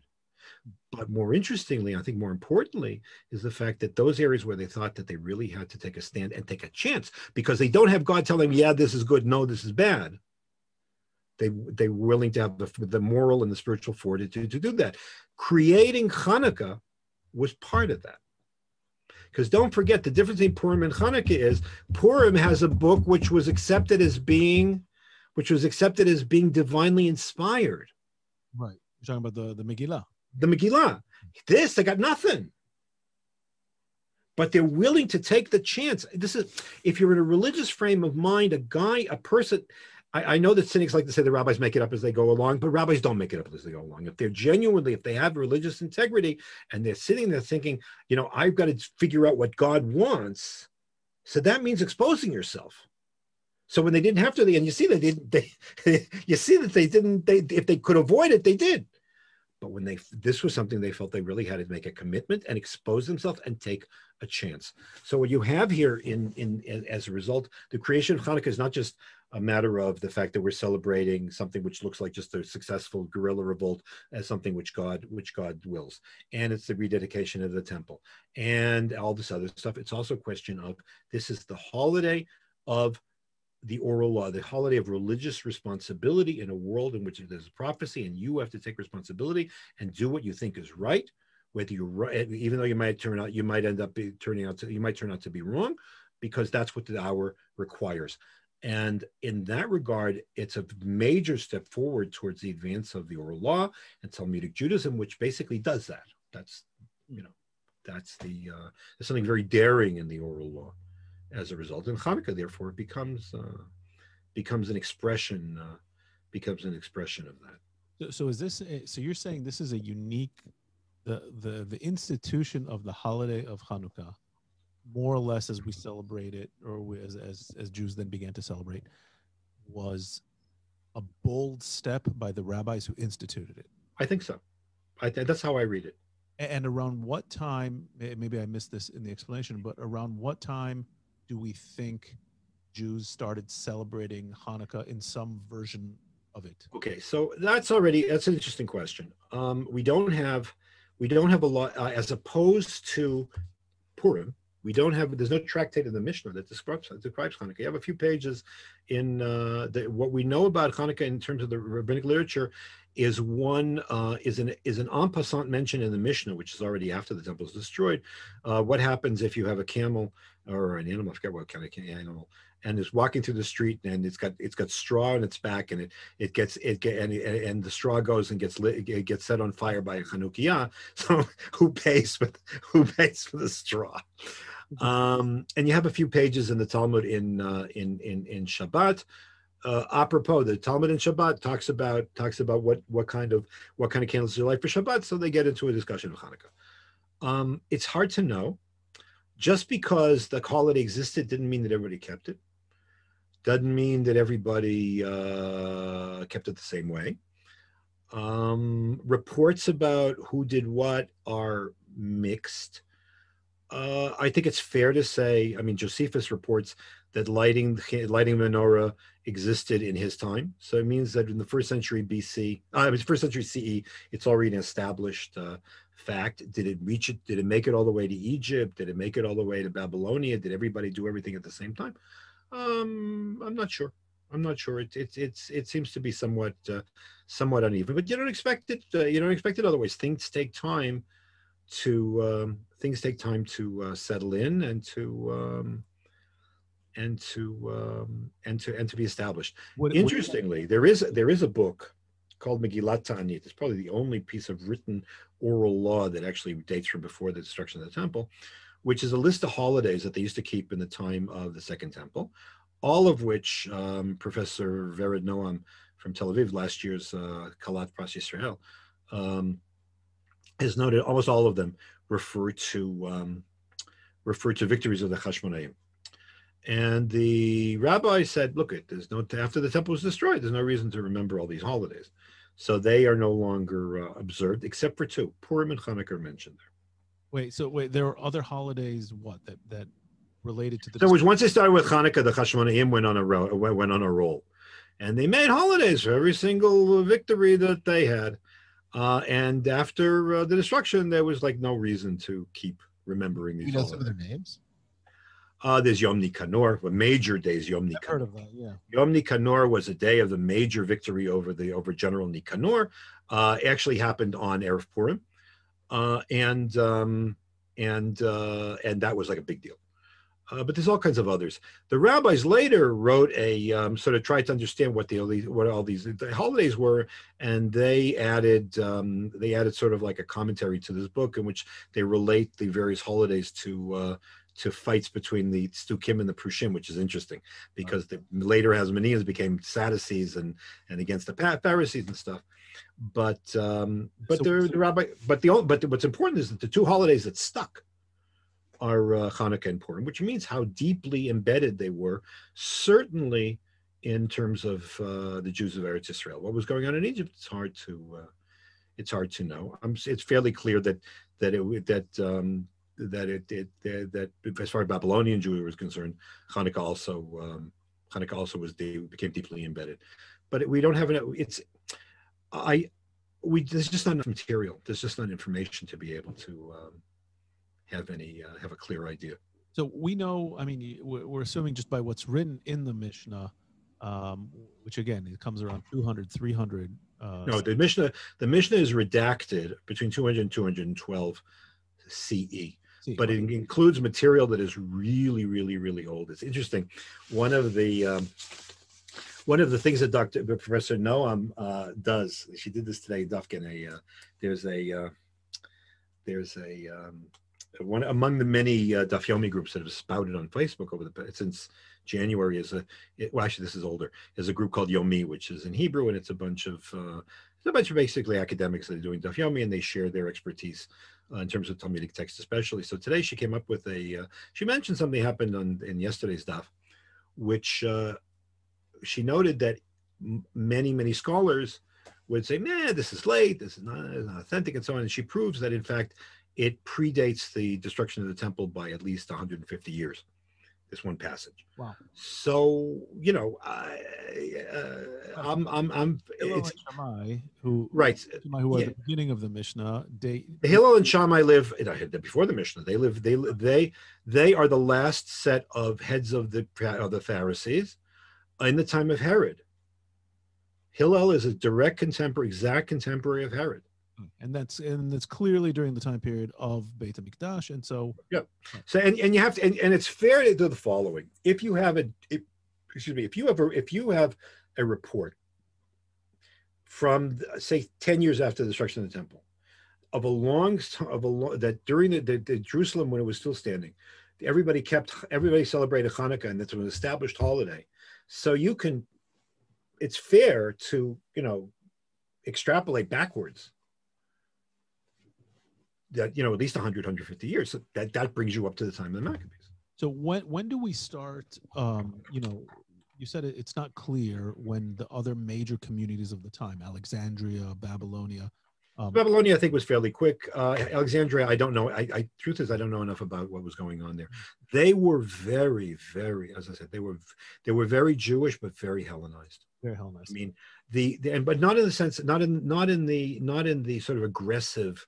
Sure. Menelaus type. They were acculturated. I mean, one of the let's put it this way. We were talking about demography a few minutes ago, and now we're getting a lot of what we said has the contemporary implications.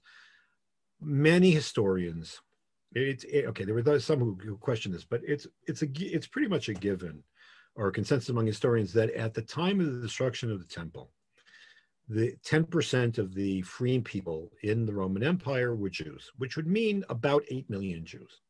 Wow. If you add 1 million Jews in Babylonia, so you get 9 million Jews.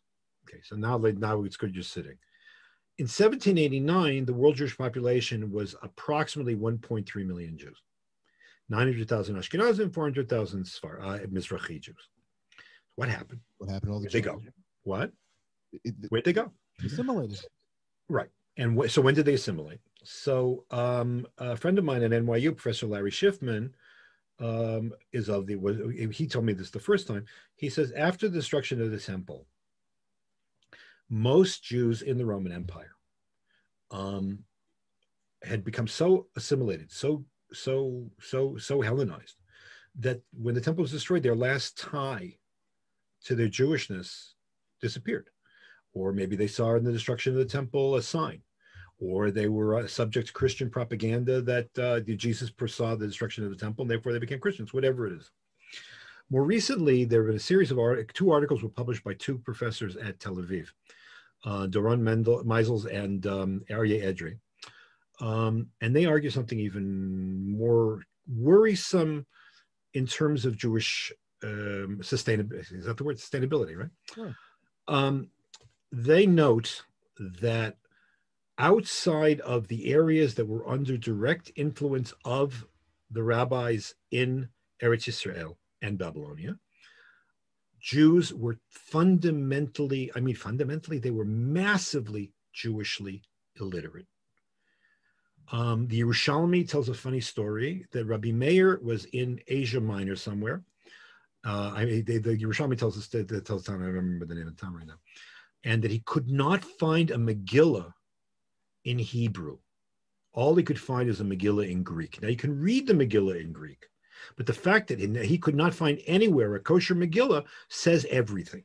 Mm-hmm. And so that these two scholars say, look at these guys were absolutely Hebraically illiterate. So they were able to read some stuff in Greek, and they had the Septuagint, which is the Greek translation of the Torah. But at the end of the day, their literacy, their Jewish literacy, was so woeful that it was the process of assimilation was just inevitable. And they argue that for some reason the rabbis decided to concentrate on the Jews in the areas that were under their direct aegis, in other words, Egypt and Babylonia and Israel, and elsewhere, Greece, Asia Minor, they didn't take responsibility for. Question is, if they're right, question is why. The one exception is southern Italy. The rabbis in Eretz Israel took really serious concerns for the Jews of southern Italy. There was constant traffic back and forth.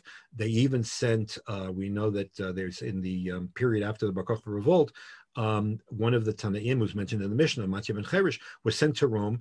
It was the first shliach chinuch of the Sachnut, and he set up a yeshiva there, and so on. But the Jewish illiteracy elsewhere was just massive. So when I think about the Jewish illiteracy in the diaspora today, it causes me tremendous concern. It's just the ignorance is just absolutely. Well, I mean, we tend to look. There seems to often be a romanticization. What's the word I'm looking for? Romanticized version. Yeah, of okay, to say, oh, the previous generation was so Jewishly literate, and we today are lacking. And it seems to me, that lack of Jewish literacy and high rates of assimilation wherever Jews could assimilate because they could has always been a facet of Jewish life. And right. If anything, we're in one of the most literate Jewish time periods. Okay, so I want to make a distinction. In English we use the word literacy. In Hebrew, there's a distinction between oryanut, which means knowledge, and alphabetiut, which means being able to read and write. Right. In pre-emancipation or pre-modern Europe or pre-modern or the Arab countries, you didn't need, since Jews lived primarily in enclosed communities, and they were autonomous, and they were discriminated against. They lived by, there was a natural rhythm and a natural texture of Jewish life which preserved them. We call this being the ability to be a lazy Jew. Right? Yeah, but I don't have to be lazy. It's a matter of being intuitive. You learn by mimicking. It's called mimetic Judaism, actually. You learn by mimicking. You do what your father did, your mother did, your grandmother did, and that's and tradition justifies itself. When Tevye the dairyman in Fiddler on the Roof says it's a tradition, I don't know, it's a tradition in a closed world. That's fine. His tragedy is the fact that his closed world was dissolving, and saying that's what we do is not enough. Right. Okay, so that's a very different kind of situation. Yeah, look at Jews. Assimilation is the norm. Assimilation is the norm. The minority assimilates to the majority, and if that involves a certain amount of apostasy, of converting, it happened. How many Jews converted? Less than the non-Jews wanted, and more than the Jews wanted. That's basically the best answer.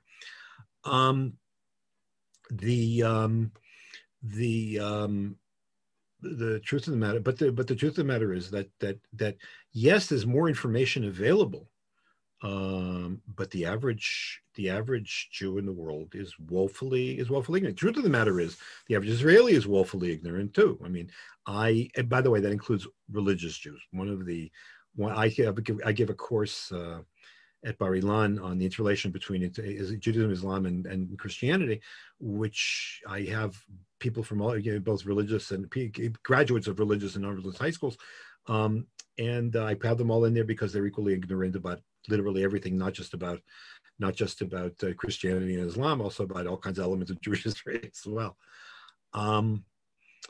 But still, the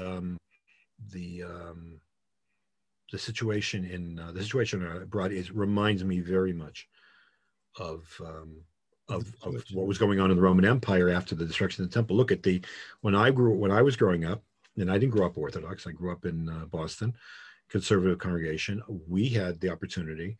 There was still a Hebraist movement in the United States, and you could grow up and be fluent in Hebrew, which as all my generation was. On the contrary, when I started teaching at Bar Ilan, I had to dumb down my Hebrew to be able to be understood because we learned, Hebrew, right? That's gone. That's gone. And the fact that I'll put one thing: the fact that so many Orthodox Jews have to resort to the English Schottenstein Talmud to do Daf Yomi is an indictment of the much touted Jewish educational system. Oh, Talmud's in Aramaic. I mean, fine, but you know what? If you have a normal education, that was never a problem. Jews and languages actually go together. I mean, the average Jew, again, I come back to Italy. The average Jew in Italy, when he went to yeshiva, he didn't just learn Aramaic and Hebrew. He also learned Italian and Latin. And we have wonderful poems that are written by Italian Jews. It's average, lay people, in which they have one line in Hebrew and one line in Italian and the same rhyme scheme.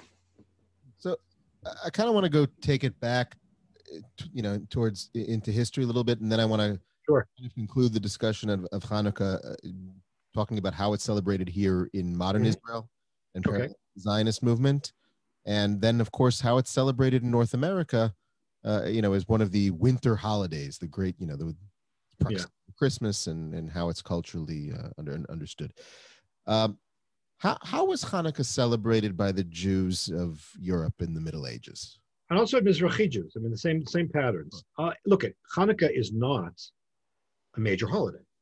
You light the lights, then you have one of the things which unites the communities is the fact that you eat something that's really, really oily, and that's because there's a pattern. It's actually a topic for another. I'm inviting myself again to come back.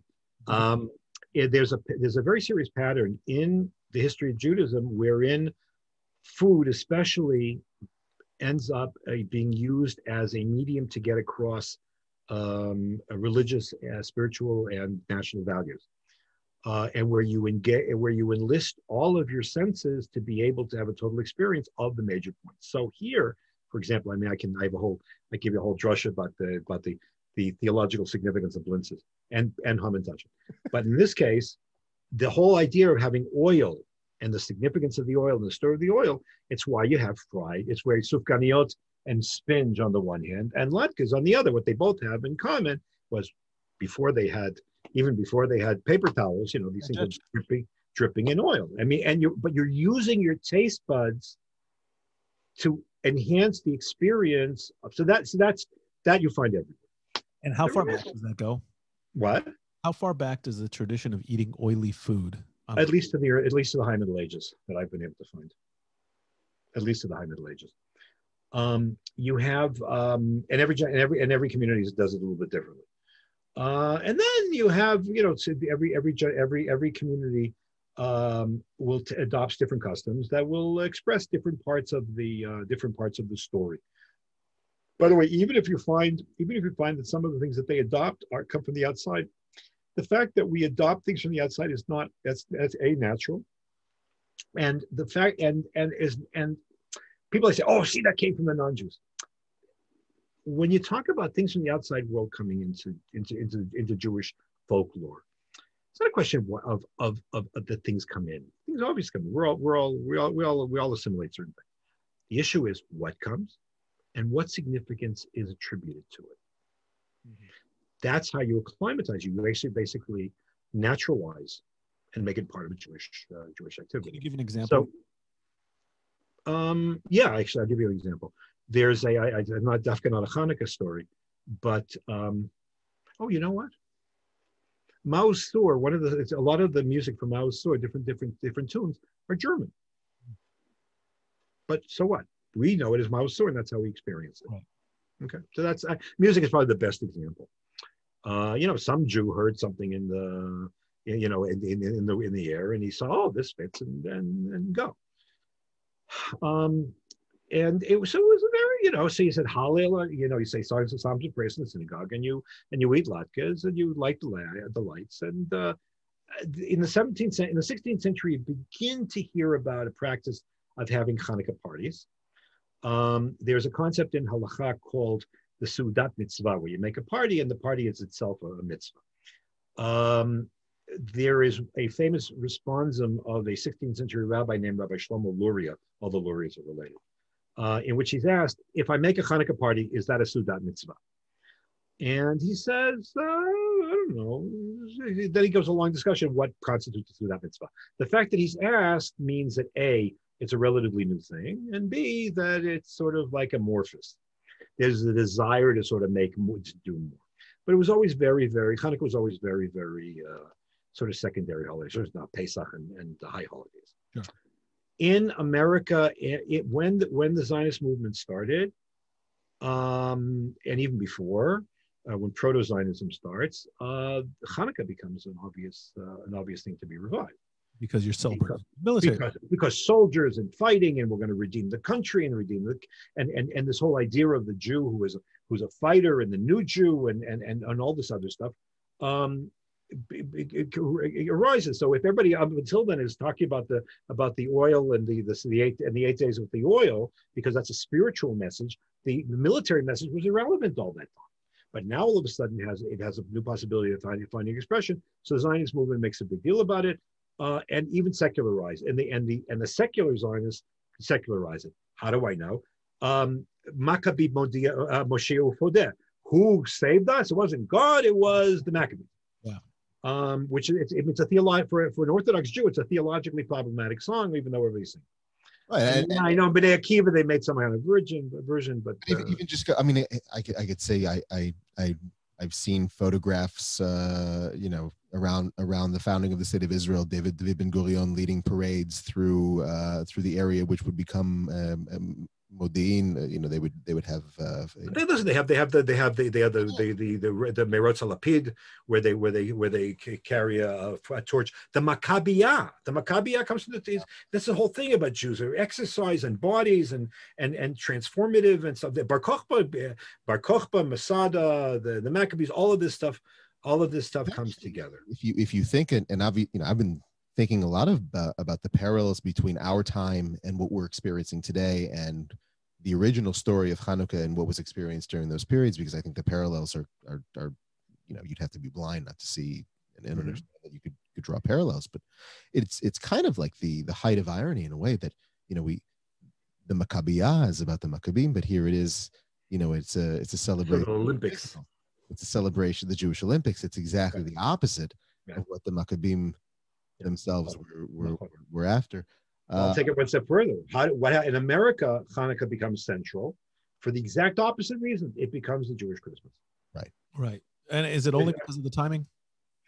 Yeah, because the Jews feel awkward and they want something too. And especially, don't forget that in the, it starts earlier, but in the 50s, there was this sacred triad, the sacred Trinity, the Holy Trinity, Protestant, Catholic, and Jew. There's a famous book by Will Herberg. And so Jews, what are Jews going to have? Jews don't have Christmas. So we have Hanukkah. And it's in December. And there's no prohibitions. And you can easily secularize it. And it's not too heavy. And it's not too Jew. It's not overly Jewish. And you make it, and you can actually take out all the stuff that Americans don't like. Like, so instead of fight, look, it was a civil war.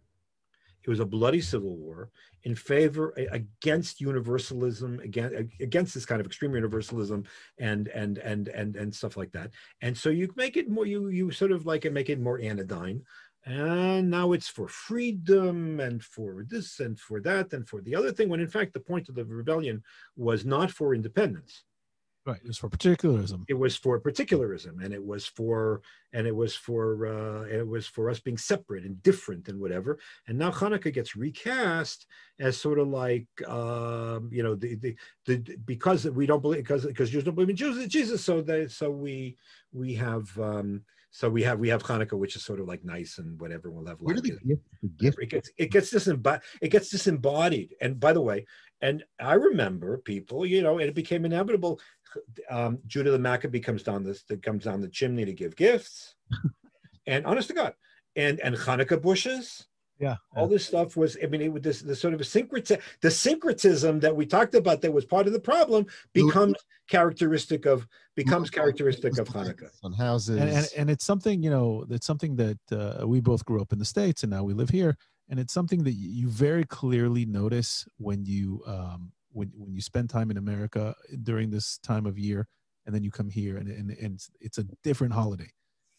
It's a different holiday, and I especially notice it among my more assimilated friends, my less observant friends. For them, because it's Christmas in that kind of symbolic way of, we're going to have the decorations and we're going to have the candle lighting, and it's a Jewish Christmas in that sense, in that kind of secular sense. And it's really interesting that the focus had to shift to the oil and to that miracle, right, versus the military story, which as we're learning from you was always kind of the traditional backbone, right, of this holiday. And it was the whole point was we want to be different, and we don't want to merge with everyone else. And it means it was a very Haredi kind of position. Even the moderates, you have to ask what would happen if such a thing happened today. Where would the modern Orthodox go? But that's the issue that was being faced. I have to ask you something. Sure. And before I do, I'll remind those listeners, in case they've switched out and they're new listeners, if you want to drop a question on the comment section of our Facebook page, of the chat, you're welcome to do that, and we will try to introduce it into what's left of this podcast. So you studied. You got your smicha from Soloveitchik himself. From Rabbi Soloveitchik, yes. So Soloveitchik, for those who are not familiar, and you can explain this in more depth, is the father really of modern Orthodoxy. Right. And you're a modern Orthodox rabbi. I like to think so.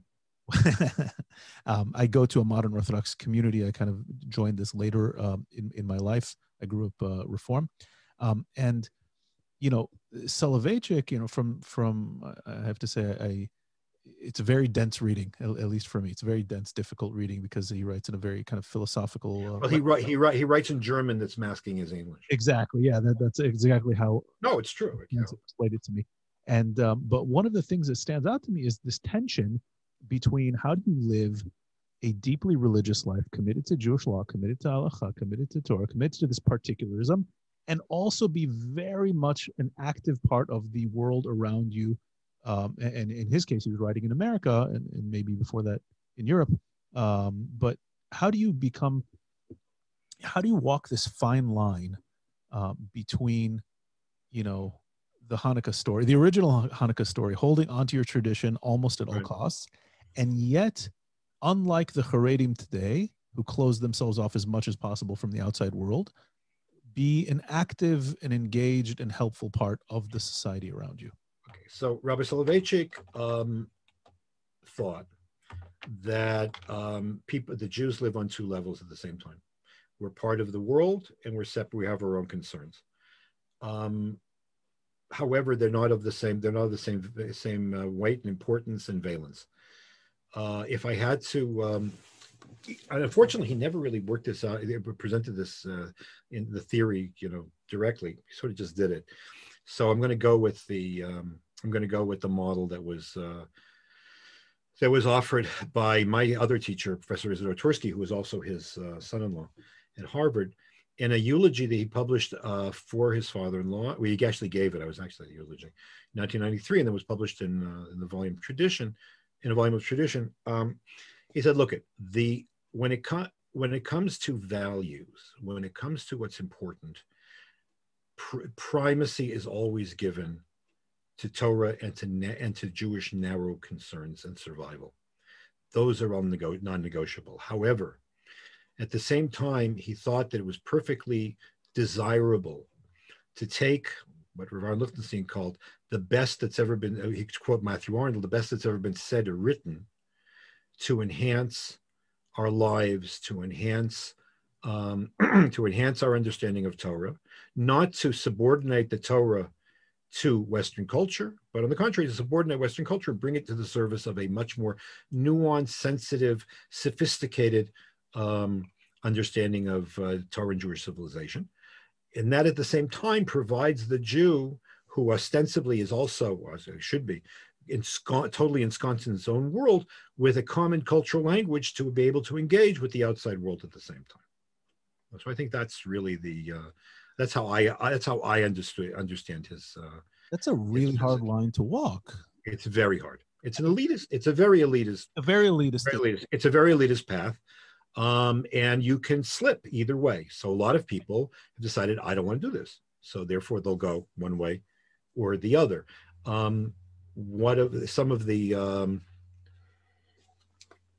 But what ends up happening, if you choose to go and to put the emphasis upon, I say, I want to accept, I want to put my right foot in the outside world and have as much Judaism as possible, that shifts the weight, and it's inevitable that the Jewish components will in fact become either weakened or disappear. Sure. I mean, look, that's the nature of the beast. We live in a world today that it is exceedingly difficult to succeed. You have to have an immense amount of education. The world around us is constantly changing. So even if you learn a specific, academic field or a specific job, a profession, you're constantly having to learn to stay on top of it. I feel like people are working, at least in the modern era, people are working more, certainly more than when I was a kid. I remember people are working, and yet to be a properly literate and observant Jew, again, whether you're Orthodox or not, it doesn't matter. I think to be a properly engaged Jew, you need a very high level of Jewish literacy. I think more than many other religions. It's a tremendous challenge. And to be a modern Orthodox Jew, or again, it doesn't even have to be Orthodox, but to be an engaged Jew in today's world, you have to have a massive amount of secular education and Jewish education, and try to balance it all. And I often see, I very much understand and come from a place of I guess just understanding that of those Jews who can't seem to balance it, because the amount of time, the amount of mental pressure it takes to be able to do that is intense. I mean, we struggle in our house while balancing jobs and trying to do everything else to learn ourselves, to make sure we're studying Jewish text and ourselves, and then to try to teach that to our children as well, while making sure that they're academic pursuits are as good as possible, and making sure that you have to prioritize. Yeah. And you have to realize that, I have to prioritize, and if I have to choose between, at the end of the day, if I have to choose between one more parak in the Rambam and one more novel, or one more recent New York Times bestseller, or even classical literature, I have to know I'm going to sacrifice this for this. It is a matter of prioritizing. Well, forget the New York Times bestseller. Let's take it to a very practical step. I mean, in my line of work, and I think, Benny, you're in a similar line of work, we both have to be very up to date on current affairs and on politics and on history. Right. I have to be very up to date. I lecture on current events a lot. I have to know exactly what's going on in anything related to the Middle East or U.S.-Israel relations, or trends in Jewish identity, and all of these things. And I say to myself a lot of times, even this Shabbat, okay, am I going to take out some Jewish text? Am I going to take out, what I've been trying to study lately? Or am I going to continue reading this history book because it makes me a better lecturer when I talk to groups about Israeli history or the Middle East? And, it's always hard trying to find that balance, because then it's like add on top of that your personal interests, physical health, working out, preparing meals for your family. Sure. Okay, well, working out is okay because you have podcasts. Say that again. Working out is not a problem because you have podcasts. Well, it's true. But that's life, right? We have to prioritize. Yeah. We're constantly prioritizing. A Jewish life requires incredible discipline. That's true even of Haredim. Who don't do this stuff. Okay. Many friends of mine say, no, Shabbos is just for Torah. As tempting it might be to use the time for other things, it requires discipline and the recognition that you're not there. There's a quid pro quo. But the other issue is a question of I've talked about modeling for your children. It's if you're aware of what you wish you knew and what you wish you were doing, that casts an atmosphere. In other words, the modality in which we live, sort of like what Peter Berger used to call the sacred canopy. The sacred canopy in which we live, irrespective of how many pages we did, that creates an ambiance which is a whole different ambiance than other people. And we won't binge on Netflix, and we won't binge on whatever it is, and say that's the prioritization. The truth of the matter is that it's not just a modern Orthodox thing. My wife is an artist. She's also an art therapist. She studied with a famous Russian artist whose name is Sasha Okin, and he doesn't watch television. He doesn't learn Torah, but he doesn't. He reads whatever. Russians are very good at this.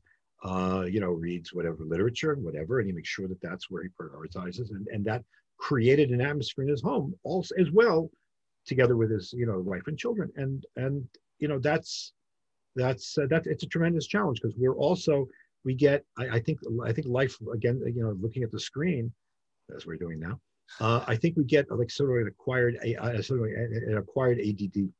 Yeah, absolutely. Yeah, and I think that's absolutely true, especially true in our era. You mentioned briefly, you said this, our life of screens. I personally, I'm probably the odd one out in any circle I'm in, where I'm I have a very minimal social media presence. I do Facebook for this podcast, and I have for work purposes. I think before this podcast, I didn't do anything with Twitter or with any other social media platform. And I've noticed, just based on watching what happens in my own family or with my own friends that are more engaged in that medium, that I have a tremendously more attention span. Not only attention span, but time.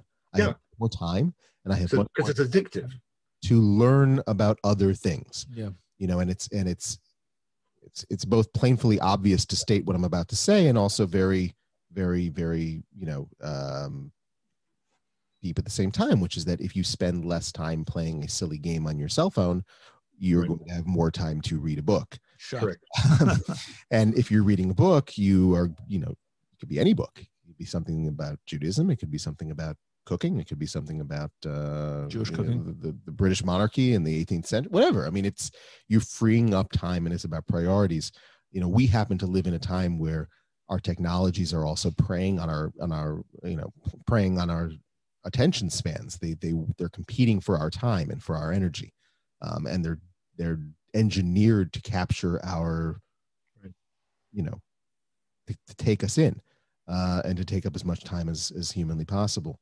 Listen, from a Jewish point of view, I will just tell you, I mean, first of all, Kindle is, God bless Kindle. You have the opportunity not to waste any time. But you wouldn't have that amazing library behind you. Listen, I can't live without the physical book. I can't either. I mean, thank God. I mean, it's not just Shabbos. It's a question of, somebody put it beautifully that yes, you can have shots on your phone and all this other stuff, but you know what? You can't caress a phone. Right. It's true. Caress the safer. It doesn't have that smell. Doesn't have the smell. Right. It doesn't have the smell. It doesn't have it. It doesn't have the coffee stains. I the other day I was thinking that I actually was drinking a cup of coffee and I was doing the daf, and some coffee spilled on my Gemara, and I was thinking, I was letting my imagination go, like which grandson or grandchild or whatever is going to find this and say, oh, it was sitting there alerting and it got coffee on it. It's like the wine stains on the Haggadah, Right. But it's funny you mentioned Netflix earlier. I love TV, but I really haven't had time to watch TV in the past, God, I don't know, a couple of years. I think it's garbage. No, there's some amazing stuff. No, not Netflix, TV. Oh yeah. No, I mean Netflix. I mean series on Netflix. Although I do enjoy garbage once in a while. But aside from American football, I watch very little television. But there is a show that I got into lately, and I don't know if you're aware of it. It's called Lucifer. Have you heard of this show? I heard my kids watching. Okay, so it fascinated. First of all, it's just very well done, but it fascinated me. It's this whole concept that Lucifer, Satan, comes to Earth once in a while when he's bored, and he takes human form. And in this case, he owns a nightclub in Los Angeles and then gets bored and starts helping solve crimes in Los Angeles. And the series interplays with a lot of, I think it's more Christian than Jewish, but it interplays with a lot of mythology, and it introduces a lot of characters. Different angels, first of all, are introduced throughout, demons, Cain from Cain and Abel. Really? Eve from Adam and Eve. It's spoilers for anybody who hasn't watched it yet. And I don't know. I'd be very curious to find someone much more knowledgeable in Jewish text and Jewish mythology than I am to have a discussion about how any of what I'm seeing in the show is accurate as far as Jewish mythology or even Christian mythology. And I think that'd just be a very curious, interesting discussion. My daughter is actually into it. You know who Rabbi Natan Slifkin, from Beit Shemesh, is into that a lot. But it's interesting also. I mean, I'm not saying I don't watch TV. We have set two set programs that I watch every week, which is my wife and I, NCIS and The Good Doctor. But I'll tell you, it's interesting in that regard. We were talking about this yesterday, and in terms of okay, I don't know, he's controversial, but Ben Shapiro likes to call this primetime propaganda. On The Good Doctor, there was a present season, they brought in new characters. One of the characters is a lapsed Hasidic guy who left his family, and he's actually gay also, and he's struggling with how to leave Orthodoxy and be a doctor. It's, ever since the Orthodox came out, that's the hot thing to write about. Strikingly, my wife has gotten me into this. There's a whole series of programs by Dick Woolf, who was originally from Law and Order, called about Chicago Fire, Chicago Med, Chicago PD. So we've been watching Chicago Med, and there they have, interestingly, a black doctor. It's not clear if he's Ethiopian, if he's a convert. I'm not sure, but he's very frum. And he is it's a very respectful and accurate presentation of the kinds of things that a Jewish religious doctor who has to interact with the outside world, where what he can do, what he can't do, his feelings about various things that come up and stuff like that. And it's very, I find it very striking because the general trend in the media is to emphasize those who go Hellenist. Mm-hmm. And here you have, I think for the first time, and accurate and respectful, the first time I think I've ever seen a religious Jewish character who's being himself. Interesting. Yeah, I always watch. I watch shows, and there's always the token Jew on Right. almost any show you can think of. And you know, I'm one of those Jews who has that instinct to be like, oh, he's Jewish. You know, like I get excited when there's a Jewish character, a Jewish actor. You know, you can ask anybody who's seen a movie or a show with me, and I was like pointing out, oh, that actor's Jewish, that actor's Jewish, or the character's Jewish. But at the same time, I always get that pang that how assimilationist they are, and how it seems like Hollywood, I think we could do a whole episode on this, how Hollywood, or at least the writers in Hollywood, many of whom are Jewish, seem to definitely include Jewish characters, but they're rarely really trying to hold on to their Jewish life or Jewish identity or Jewish practice. I would assume that they're just reflecting their own It selves. might be. It might be. You don't have many, you know. I don't know. Do you know that? Well, I'm just saying, like, if you look, I don't know. Okay, I'm not in Hollywood. I don't know Hollywood people. I'm not involved. Okay, but I would assume, based on my understanding of who lives in Los Angeles, sure, to think that the Jews in Hollywood are not, you know. So, but that's why it's interesting to hear of a character, to hear of a character who is observant on a show, because you don't see that often. In fact, I don't know if I can think of any major show that's not focused on Jews that portrays observant, highly engaged Jewish characters. And I don't know if I can think of another one off the top. So then it becomes a question. It's using historical parallels is always very dicey because nothing's the same.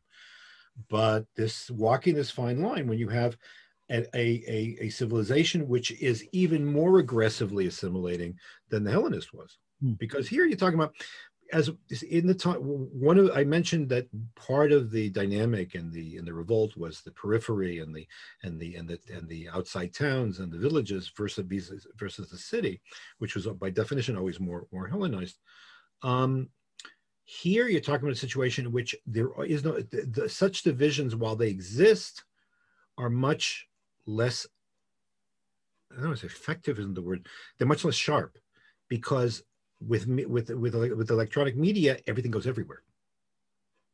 It's one of the reasons why Haredi society is really at a crossroads, because the policy, or the sort of the way that they dealt with the outside world up until now was to sort of like withdraw behind walls or behind whatever. It doesn't work anymore because everybody has a phone, everybody has the internet, and you have to have the internet to want to make a living. So you have to confront the world whether you like it or not. You can either do it consciously, you can do it unconsciously. You can either censor or whatever, but you have to look at the phenomenon straight on, because the old system doesn't work anymore. The same thing in the States, where the outside world is much more aggressive. The broadcast medium is much more effective in the sense of giving it, in terms of getting people to have a response. It's much more manipulative. Because drama, whereas everybody watches television, not everybody went to the theater, which was a pagan activity, and as a result, the challenge is even is that much greater, and the way that media manipulates your emotionality means that it affects you even without you being aware of the fact that you're being affected. And that's a tremendous. I mean, my impression is from. It's not really it wasn't really the last presidential election, but from the way that Jews from across the spectrum spoke, whether it's Haredim or whether it's Jewish liberals living in wherever it is, that they are profoundly part of I think they're much more, even the Haredim are much more American and much more assimilated than I think they even understand on their own. I think it's something we can see. I mean, how do we Israelis like to make Anglos? You're Anglos. You walk into a restaurant, they'll assume you don't know Hebrew. All kinds of stuff, right? When do we know how Israeli we are? When we go back there. Yeah, exactly. Especially now. especially lately. Yeah. We've talked about this ad nauseum, I think, on this show, just about how much this time period in the United States has made people like ourselves who have lived here for over a decade really feel like, you know, we've moved on to a different era of reality when we go back to the United States and see what has become. And it's, you know, not to state that you know, things weren't different before, but it's just it's so stark now, the difference. You know, you try to, your memories are now some sort of a romantic version of what you think it was when, and I wonder if it was really ever that way, that my memory, you know, serves me right or not, or what. But well, I mean, I'm older than you guys. I mean, my parents were second generation American. Actually, my grandmother was a first generation American already, but we're second generation Americans. And now there was an atmosphere of ethnic warmth and familiarity, which is not transferable. As when you grow up, when you grow up in a traditional community, whether it's in Marrakesh or in Poland, even if you stop being observant, you have certain sensitivities that you have. Sure. That you actually can transfer to your children, and second generation Americans had that. There's sort of a sense of ethnic warmth and ethnic identity, but they did not. My parents' generation overall did not succeed in passing that on to their children. Never mind for the generation after. And I think that cuts across all diaspora groups. I think you saw that across all diaspora groups that moved to America, right. Especially because. And I'll be careful not to launch a whole another hour of discussion here, which I think we could do. You know, if we talk about the neutral space that that modern society, that post-Enlightenment societies introduced to us, that all of a sudden you can be Jewish and then live in this neutral space as an American. You don't have to be Christian to be American, right? Or at least some people would like to. Professor Yaakov Katz, though, used to he's the one who came up with the idea of the neutral space, that you're whatever religion you are at home, and then there's a neutral space. But the neutral space is always only semi-neutral. Right. It was never really neutral. Whether it was Christian, whether it was post-Christian, whatever the case might be, there was a certain expectation that you're going to get with the program, that there's a program in the neutral space, and you're going to get with it. Yeah. What ends up happening, strikingly, in what my experience of interacting with people over the past 9 months in the States, has been just how caught up, I mean, totally caught up in the polarization of American society, to the degree that the Jewish concerns, they're not even on the, they can't even hear other concerns. So, for example, I actually published a piece about this that got a lot of whatever it is, attention. Attention. I meant after Biden won, so I wrote a piece. I mentioned to somebody that it's really striking that forget about Trump, that what you see as a salvation, we are concerned about, because what Biden does about Iran is an existential issue for us. Now, I think that's just, it's a question. Two Jewish communities have two different, yes, that's a priority. Concerns. The response was to diabolize me. Yeah, I had never. I mean, I've been involved in public life for a long time. I have never ever experienced I called it a Zobor, but the Americans don't know what that is. It was the most incredible avalanche of delegitimization I'd ever. Well, yeah, because you by doing that cast yourself as a Trump enabler. Right. So, coming back to Hanukkah. Trump enabler. Yeah. Right. So coming back to Hanukkah, though, let me just point this out. We mentioned about the Hasmoneans, that according to, let's use contemporary parlance. According to one school of thought, the reason why they came up with the story of it, or they emphasized the story of the Pach HaShemen, is because they didn't like the Hasmoneans. And the truth of the matter is that the rabbis were extremely nuanced. They knew how to say nice things about people, even if the people were fundamentally bad. So, for example, Herod is not a hero in the eyes of Chazal. He's not. He was a miserable, murderous, tyrannical, corrupt SOB. There's no, and Chazal hated him. He had syphilis too. That too. Well, man, that's not surprising. That's not surprising. Joining he can be with Henry VIII. Anyways, nevertheless, when it came to the temple, the rabbi said straight, Kol misha lo ra'ah binyan shabana hordus, lo ra'ah binyan na'em yamav.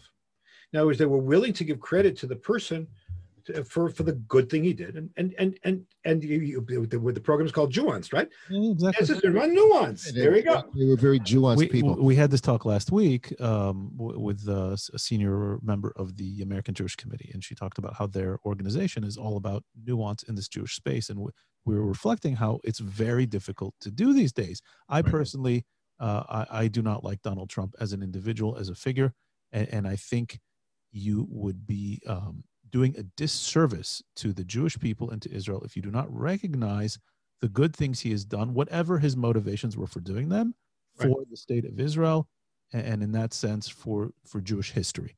And that's something that a lot of people, certainly in the States, and we may even lose a couple listeners by saying this sentence, you have to recognize the good that comes out of certain people or administrations or regimes or governments, even if you despise them at the deepest level. And vice versa. You can say, about other, I won't get into names, but other politicians or other leaders or figures and say, I think they're wonderful people. I think they did horrible things for the Jewish people or for whatever cause it is that I carry. And it's a difficult position to be able to take. Let's flip it. My mother grew up during the Depression, and Franklin Delano Roosevelt was God. I mean, it's nothing. There's no ifs, ands, or buts about it.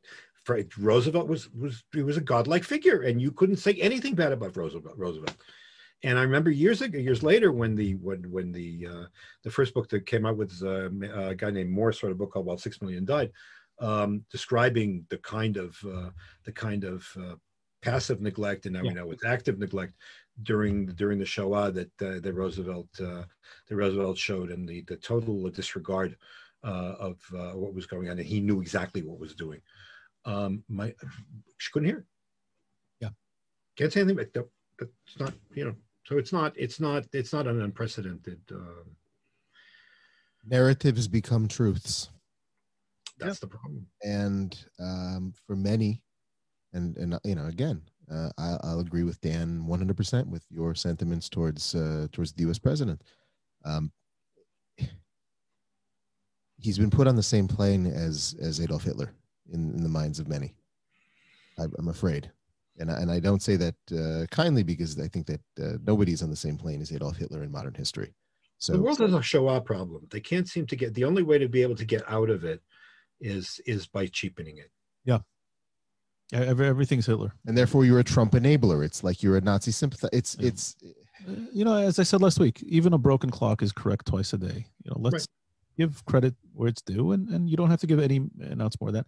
But anyway, let's. I think we should wrap up. So, what can our listeners, first off, if they want to learn more about Jewish history in general and Hanukkah and kind of this era specifically, and then what kind of message can they take home with them as they, are maybe listening to this as they're preparing for Hanukkah or as they're going to celebrate this with their family? I think that both from your scholar, I said, and maybe kind of address this both from your scholarly hat, but also from your rabbinical hat. Look at the truth. And in this case, the two come together, because at the end of the day, one of the most profound lessons that I've learned after being a Jewish historian for nigh on 45 years is that the survival of the Jews and Judaism defies every single rule, every single historical law that there is. My friend, Professor Simcha Golden from Tel Aviv University, calls it an enigma, and he's absolutely right. And the only way, as a believing Jew, that I can understand is the fact that we defy the laws of history because God has decided to preserve us. Now, that doesn't solve all of the theological questions, and everybody will sit there and say, what about the Shoah? I don't know. There's some questions that they're beyond my pay grade, and they're legitimate questions. But there's no question that in my mind that our existence here in Israel, and I can't speak to, I've been in Israel for almost 30 years, so I can't speak to being an expert of the experience, the American Jewish experience anymore. But I think our experience here is that there are just so many remarkable things that show the hand of providence and our ability to be able to sustain ourselves despite ourselves. And we should always remember that the Maccabean revolt started as a civil war, and we should always remember that, where that can lead. So I think that when we light the lights and we memorialize the cruise of oil, which nobody saw but which everybody believed happened, and as a result, just as we see the events, and believe there are larger forces at hand that have kept us in life and sustained us, and so on. So I think that's number one. I think number two is the fact the way that we in Israel have created Chanukah as, all right, this year we won't be able to do it. Chanukah becomes a wonderful expression of what we call here the biachad, that everybody celebrates and wishes each other. And because there are no restrictions on travel and stuff like that on Chanukah as opposed to Chag, it's one of these it's one of the few holidays in which everybody can sort of like celebrate together. And one of the most, I think, miraculous things about our life here is the fact that with all of the demonstrations and everything else, we all know very well what happens when ships are down. All that goes by the wayside, and we hang together. There's that blind, very strong solidarity, which is nothing less than, in my opinion, nothing less than miraculous. The third thing is, I know it's going to sound a little, maybe it might sound trivial, but I started by talking about sufganiyot, latkes, and spinach. One of the things that the way people are increasingly know about celebrating Hanukkah is the fact we're aware of what different traditions and what different types of Jews and different tribes do together. And if there's anything that's really to celebrate, as well as the fact that so many different types of Jews are merging and mixing and matching, and I think Hanukkah also, because of the fact that it's not a holiday which divides religious and non-religious people, or traditional and non-traditional people, because of the lack of restriction. I think that's an occasion to celebrate that as well. So yeah, I think it brings together a lot of what keeps us going. Yeah, and I'll just add to that. If anything, that kind of sharpened in my understanding is that, to succeed, I think, as a Jew in life, and maybe this holiday brings it to the fore more than most. It's I guess we have to constantly figure out how to walk that fine line between particularism and universalism, and holding on to our traditions dearly while trying to be, active members of our societies at large. And I guess if we take, the holiday itself and the old narrative and the new narrative and the Israeli narrative and the diaspora narrative, and if we kind of try to put them all together, that's that kind of fine line we have to walk. And I think that's a big part of what I take out of this conversation. So Jeffrey Woolf. Being authentic is the beginning. Yeah. You start by being authentic. And I think that's what the Hashmonaim were fighting for. Let's be authentic. Yes. And those who supported them, who were willing to be moderate Hellenists, and first we'll be authentic. And once we're authentic, then we can have other things. If you don't, you know what? I have some experience in special ed. And one of the things that I learned from experience in special ed is that little kids in therapeutic nurseries, they learned that nobody's able to share if they don't have something of their own. That's beautiful. Do we thank Antiochus? No, I think we can. He can. We brought us all together with this story. You're right. But you know what? There are other ways to be able to sort of remind Jews who they are. They don't have to have. They don't have to have enemies. It's not. I could do without. Yeah. Well, listen, Jeffrey. We may not be thanking him, but we definitely thank you for coming on the show today. Thank you very much for having me. It was a pleasure. It was fabulous. It was enlightening to me in many ways. Before, I think we were going back and forth, what are we going to talk about? And I was kind of getting into the thing of like, what's the deal with the oil? Why do we even have to have that? Why is that something that's important for us to remember at this time? Because it seems like the the true story is the story of like the historical events, but you really were able to bring it home and kind of give this Thank other, I want to add something about in terms of the story about the oil. I have a friend who has been here even longer than me. He's been here almost 50 years. And we were talking about very odd things that happened to me here, like things that you would have thought would belong in the Twilight Zone. And he said to me that, he said, I've been here a long time. When I came, I was the world skeptic, but I've seen so many things in my time in Israel that there's not a miracle that I don't believe in. And I have no problem with the believing in the story of the cruise of oil, because I've just seen so many things that just defy what you would have expected. And just like the fact that we've survived this defies. What's the famous Ben Gurion sentence attributed to him? To be in Israel, to be a realist, you have to believe in miracles. Yeah. That's right. true. So thank you so much for joining us today. Pleasure. Chagurim Samech, as we say. We would be glad to have you on the show again. I think we could talk to you about many. If people want to find you, online, I know you're sharing this. How can they find you? They can find me on Facebook. They can find me on Twitter. They can. I have a YouTube channel with dozens of lectures and talks and stuff like that. And my email is on my Facebook page. So fantastic. They're welcome. They're welcome to ask questions or whatever. Well, have a happy Hanukkah. Same to you. And thank you so much for being on the show. My pleasure. Thank you for having me. Have a good night. You too.